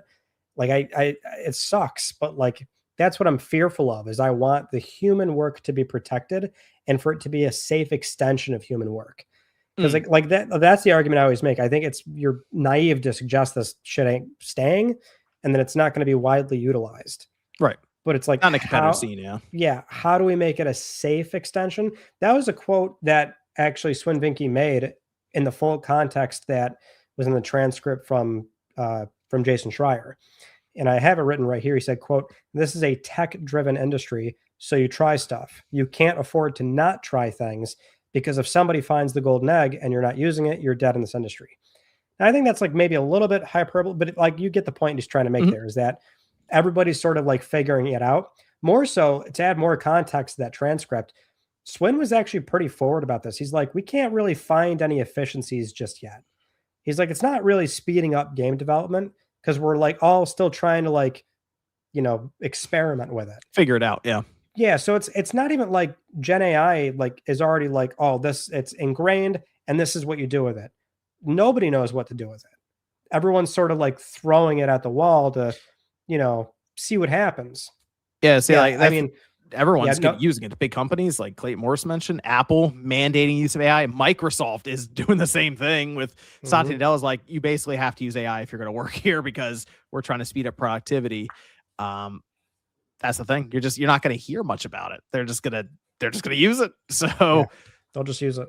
It's even like, hey, if you're on YouTube right now, dude, Google is really trying to get you to use AI on YouTube. It's kind of crazy. No matter where you look on there, it's everywhere. I think one time I opened up, it might have been Microsoft Edge. There were two things of Copilot there. Like, how are there two? It was like one at the sub bar, the one at the bar above it. I'm like, Microsoft really wants me to use this. Well, yeah, but that's the thing too. Like, that's where like this disdain will come from. It's like it's just we're putting it places where it doesn't even necessarily have to be there. It impedes on other things like that Google search breakdown you get with Gemini might be very helpful for people. For the vast majority of people that see that's exactly what they want. I don't even look at it. I'm not getting disqualified from the indie games. I'm gonna put some like tape up here. I'm not even looking at it. But like, okay, so but you do that, right? And that stops people from ever visiting those sites. No, that's true. Yeah. And also a lot of people don't bother to even check where the AI breakdown came from. Now they do like add little links. Here's where we pulled it from. But John, I'll tell you, it's crazy how many times I have to follow those links and I find, oh yeah, you're sourcing outdated information. So yeah, don't ask ChatGPT or stuff for like a recipe. So, dude, sometimes they'll just give you some crazy ingredients. That's happened. I've tried that before when people are mentioning it. It was like saying put some like almost household materials in your dough. Yeah, it was kind of crazy. It's like the. Some of it's funny. Like I've seen really funny ones where it spits out like a crazy answer. Yes, that's a good point too, Clayton Morrison. We get a ton of AI crap games. Then you'll have boutique studios that promote the fact they've gone in-house artists doing it all by hand. They may sink or swim if the games are good. I've seen some videos. I'm sure Clayton has as well on X, and you scroll through. They're like, I made this yesterday in AI, and it just looks terrible. Oh my gosh, it looks so bad. I'm like, I see that you definitely did make that yourself in AI. And so some of these AI games are going to come out, and the problem is we're not going to be able to trust reviews anyway, because let's face it, it's going to get destroyed by publications just because it's made solely by generative AI. But a lot of those games I'm sure we'll look at and be like, yeah, this is pretty bad. But how will they look 5 or 6 years from now? That's the concern, as you're mentioning, Ryan, because then it's like humans aren't even making them anymore. But maybe that is maybe as Clayton Morris mentioning, that's going to be the big tagline. made by humans. That's exactly I agree. That's exactly the point I'm making. I feel like that's now a novelty area for some teams. That could be their pitch. We didn't touch it at all. And yeah, that might work in the short term. It depends on how widely accepted it becomes too, Well, let me ask you this, Ryan. Why do you like the retro games from the PS2 or PS1 era? Why do I like them? Yeah. Well, where are we going with this? I mean, a myriad amount of reasons, obviously. I mean, you could name a couple of them, and I'll stop you when you get to the one I'm trying to fish for. Oh, there's an answer you want. Okay. Yeah, there's an answer in there somewhere. What is it about the PS2 specifically? Okay. So you want me to name a bunch of PS2 games till you stop? No, just what the system itself. Why would you go plug that dusty thing in? Well, let's not insult the PlayStation. My PS2 is not dusty at all, good sir. It's in the case behind you, the glass. It's pristine. That thing's air protected, son. It's air protected. You vacuum seal it. Oh, John, I'll give you what you want here. I love platformers. I love the gorgeous nature of the way the games look, how they were made, some of the early gameplay elements that developers were exploring back then. But the system itself, the system. Okay, it's black, it's rectangular, it's got the emotion engine, it shows emotions. What's it disconnected from? Are you suggesting I don't have the network adapter? Is it plugged in? Bet you it might. It's not plugged in. It's offline. I think there is something to that. And I think it's going to be more and more interesting for people going forward to get those systems that are they're just not connected to the internet. It's its own thing. Hey, if that disc has a game-breaking bug, hey, you just live with that, okay? Wait a minute. Hold on. So you thought one of my top answers for PS2 is that it's offline? Yep. It's secure. It's its own thing. It's offline. Yeah, it's secure. Yeah, it's safe. Hey, it's secure. It's that I think there's something to that, to where you don't deal with all the online connectivity, any of that. You turn it on, you pop the game in, and it starts up. That's it. I mean, sure. Yeah, that's a great part of the PS2. I think that'll become a bigger thing in the future, though, with as you mentioned, all the AI stuff getting more and more in your face. Sometimes you just turn the system on and you just play a game. Wow. I mean, but that's the pitch of like streaming. You can be connected for that. You turn it on, you play it. Be connected from that. That's hey, part of the pitch. When the machines rise up, my PS2 will still work. Yeah. My PS3 will still work too. Nah, that thing will kill you immediately. No, it won't, because Sony won't even, they'll abandon it. that thing, you know how heavy that thing is? It'll jump off the shelf and take you out. Exactly. Dude, listen, it's not an exaggeration to say that I could pick up my fat model, which weighs 11 pounds, and it is a weapon. I can kill a man with that. Yeah, I would not mess with a PS3 if that thing went sentient. I could kill a man with that thing, probably. It'll take you out. Yes, sir. Yeah, I think there's something to that. I think there'll be another retro boom, and it'll be because people want systems that are just simpler times without any connectivity or AI or any of that stuff. Okay, Grandpa. Hey, you say that now, eventually you'll come looking for a GameCube. And I'll have 7 of them. Well, I'll have my various PS3s that are, I guess, going to kill me. The PS3 would kill you. Yes, let's connect to the internet. It's got Wi-Fi. You're in trouble. Dude, if I woke up and they were like just all like hovering over me. My PS2. Like the White Room commercials. Oh my God. If the cell processor could lift me up and then like twist me like a Rubik's Cube and then splatter me. Oh man, that'd be a good death. That'd be cool, man. The PS2 will live on because of the quiet nature. That's fine. All right, one last story. Okay. One last story. In fact, I should have pulled this up and sent it to you. Maybe I should try and do that right now. Where is it? Oh God, I need a vamp. It's because I want you to pull this up on the sidebar. It's appropriate. Oh. Hold on. You're not Some vamping, rousing John. podcasts. You're doing a terrible job vamping. I feel like I vamp for you often. I just talked about how the PS3 is going to kill you, and whole time you could have been typing away. Private chat. It's appropriate for the end of our last Click R3 of 2025. Oh, that's cool. Yeah. Season's greetings. Let's surf through these. Come on now. Zoom out a little bit. There we go. Okay. Here we go. Let's go that. Share. Boom. Bam. PlayStation holiday gift cards. Postcards. There we go. They do this every year. It's fun. All these various studios will make some holiday cards, and I think it's always neat to look through these. Yeah, there's a lot of them here, dude. Dude, they do it every year. So many of them. Yep. All nice, fine, handcrafted art from the various studios. Sonic. There it is. Yeah. I get to promote some new things. Some Helldivers right there. Yeah, sometimes you'll be able to spot things, but I didn't see anything come out of this. Blue Point decided not to put a couple presents in their picture this time. And wait till you get to the Ben one. Holiday card from Bungie.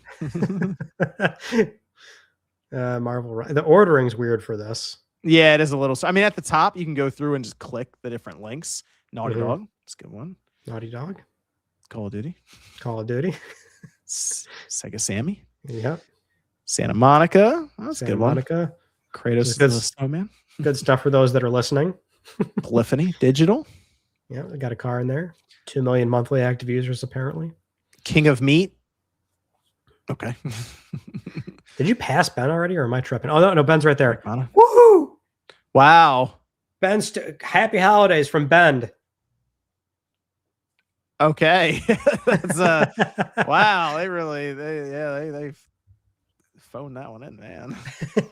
John. That looks like they hit the Adobe stock template and they're just like, whatever. Just put that in the background. Okay. I think that's like how many times can we do a Days Gone like holiday card, you know? Yeah, that's a good point. Ben doesn't really have a lot to go on.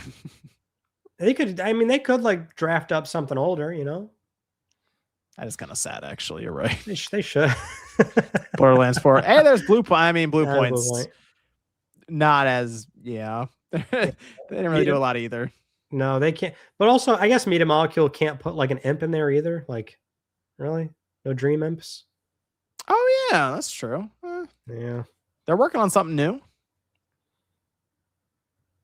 There's Konami. Got Konami. Yeah, it's all just mashed together. Neo3. Koei Tecmo. There is a lot, John. Ooh, Fire Sprite's interesting. What's going on there? Well, what you have is a house, and then an intruder seems to have broken in and did not steal that gingerbread ornament. They're working on like a horror game, aren't they? Potentially an Until Dawn game. Interesting. Maybe. San Diego Studio. What in the world? Some of these are like, what are you guys doing? Yeah, there's Dave the Diver, Mint Rocket, Pac-Man World, Bandai Namco. There's Tripwire for Killing Floor 3. Yeah, I think that the social media person just like fires off a bunch of emails. What in the world?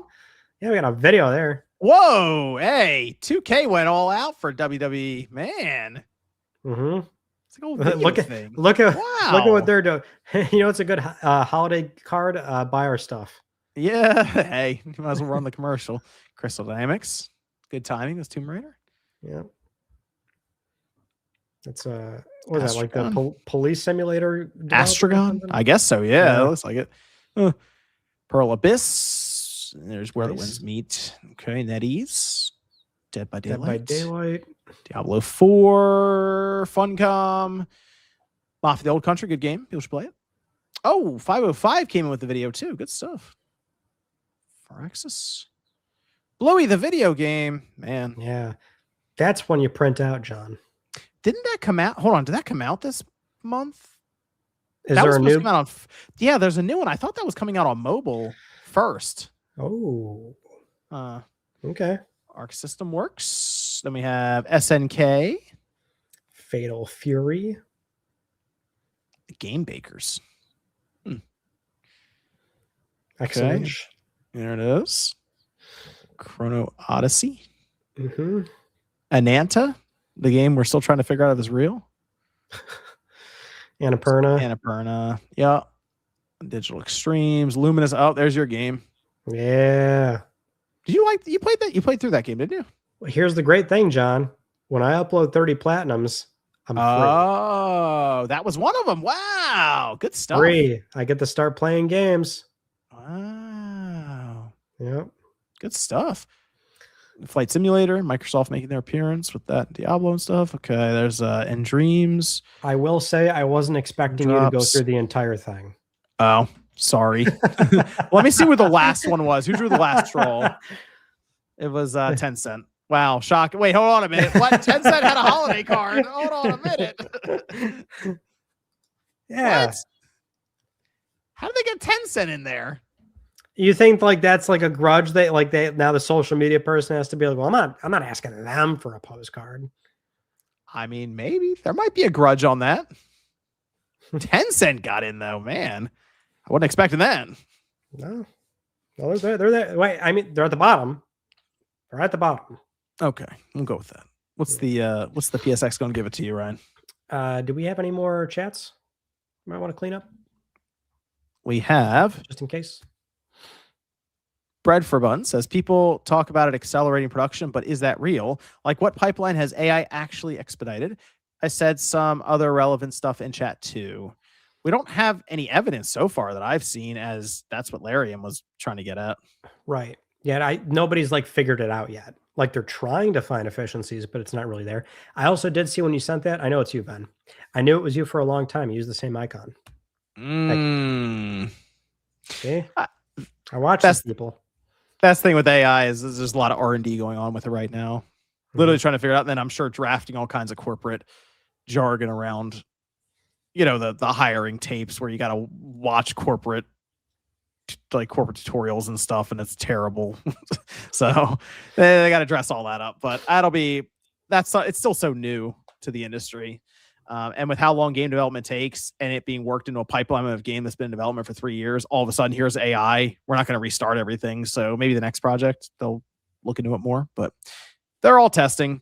Sony has their own large language model AI agent thing that they have internally. So yeah, they're all using it. They're just not going to tell you. They're all using it. All right. Now we ready for some PSX? Gonna give it to you? Yes, sir.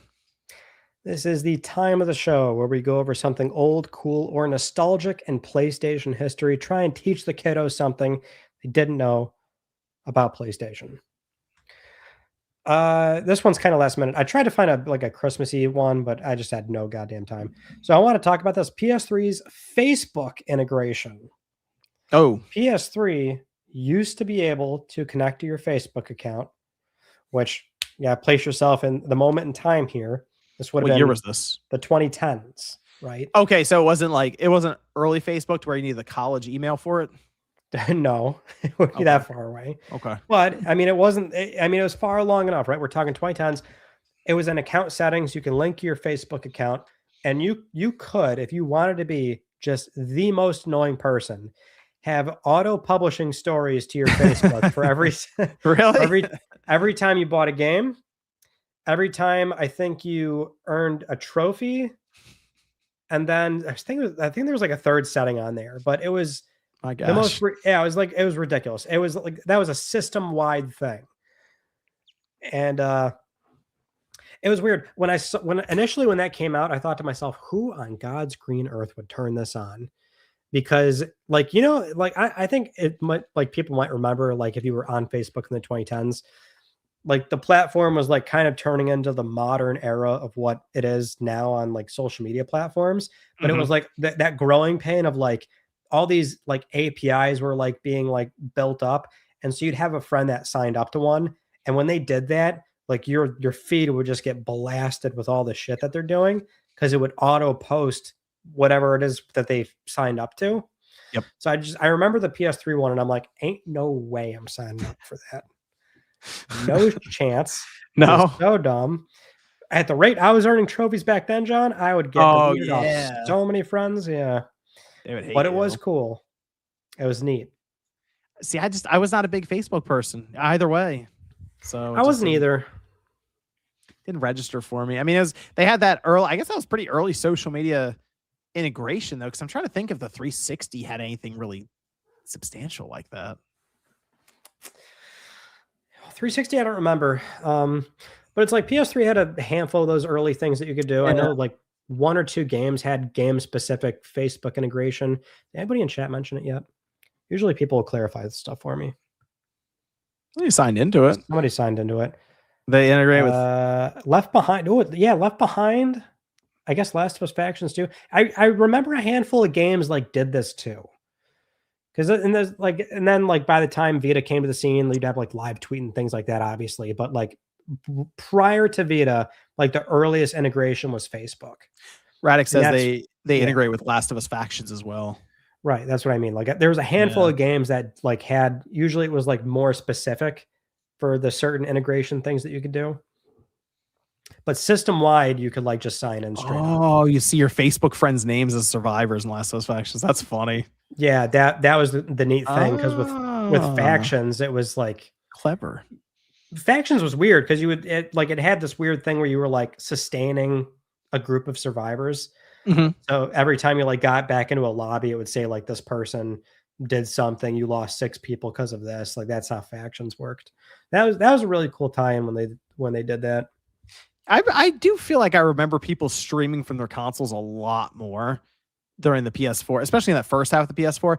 I don't really think I see anyone stream from their PS5 much online. No, I mean, I know it happens for sure. I think the weird thing is like it happens a lot, but no big streamers do it. Yeah. So it's, you got a bunch of people that'll definitely use it, but they're streaming to like, it's the sad story of like they're streaming to 1 to 2 people or something. That was always supposed to be it was just supposed to be really convenient that you could hit a button, go live from your PlayStation. It's real easy. Because I will say it is kind of annoying to have to hook everything up, like capture card, get the computer and all that stuff ready to put. So I that is something I wouldn't mind if they looked into that a bit more at the PS6. So, well, it'd be probably much better if they like really like gave you the sort of granularity that you need if you're like going to stream seriously or something. But if you remember, that was an early ClickR3 PSX Gonna Give It To You. It was like one of our first episodes was PS4 streaming and how one guy did blow up and he had his own like talk show through Astro's Playroom. Yep.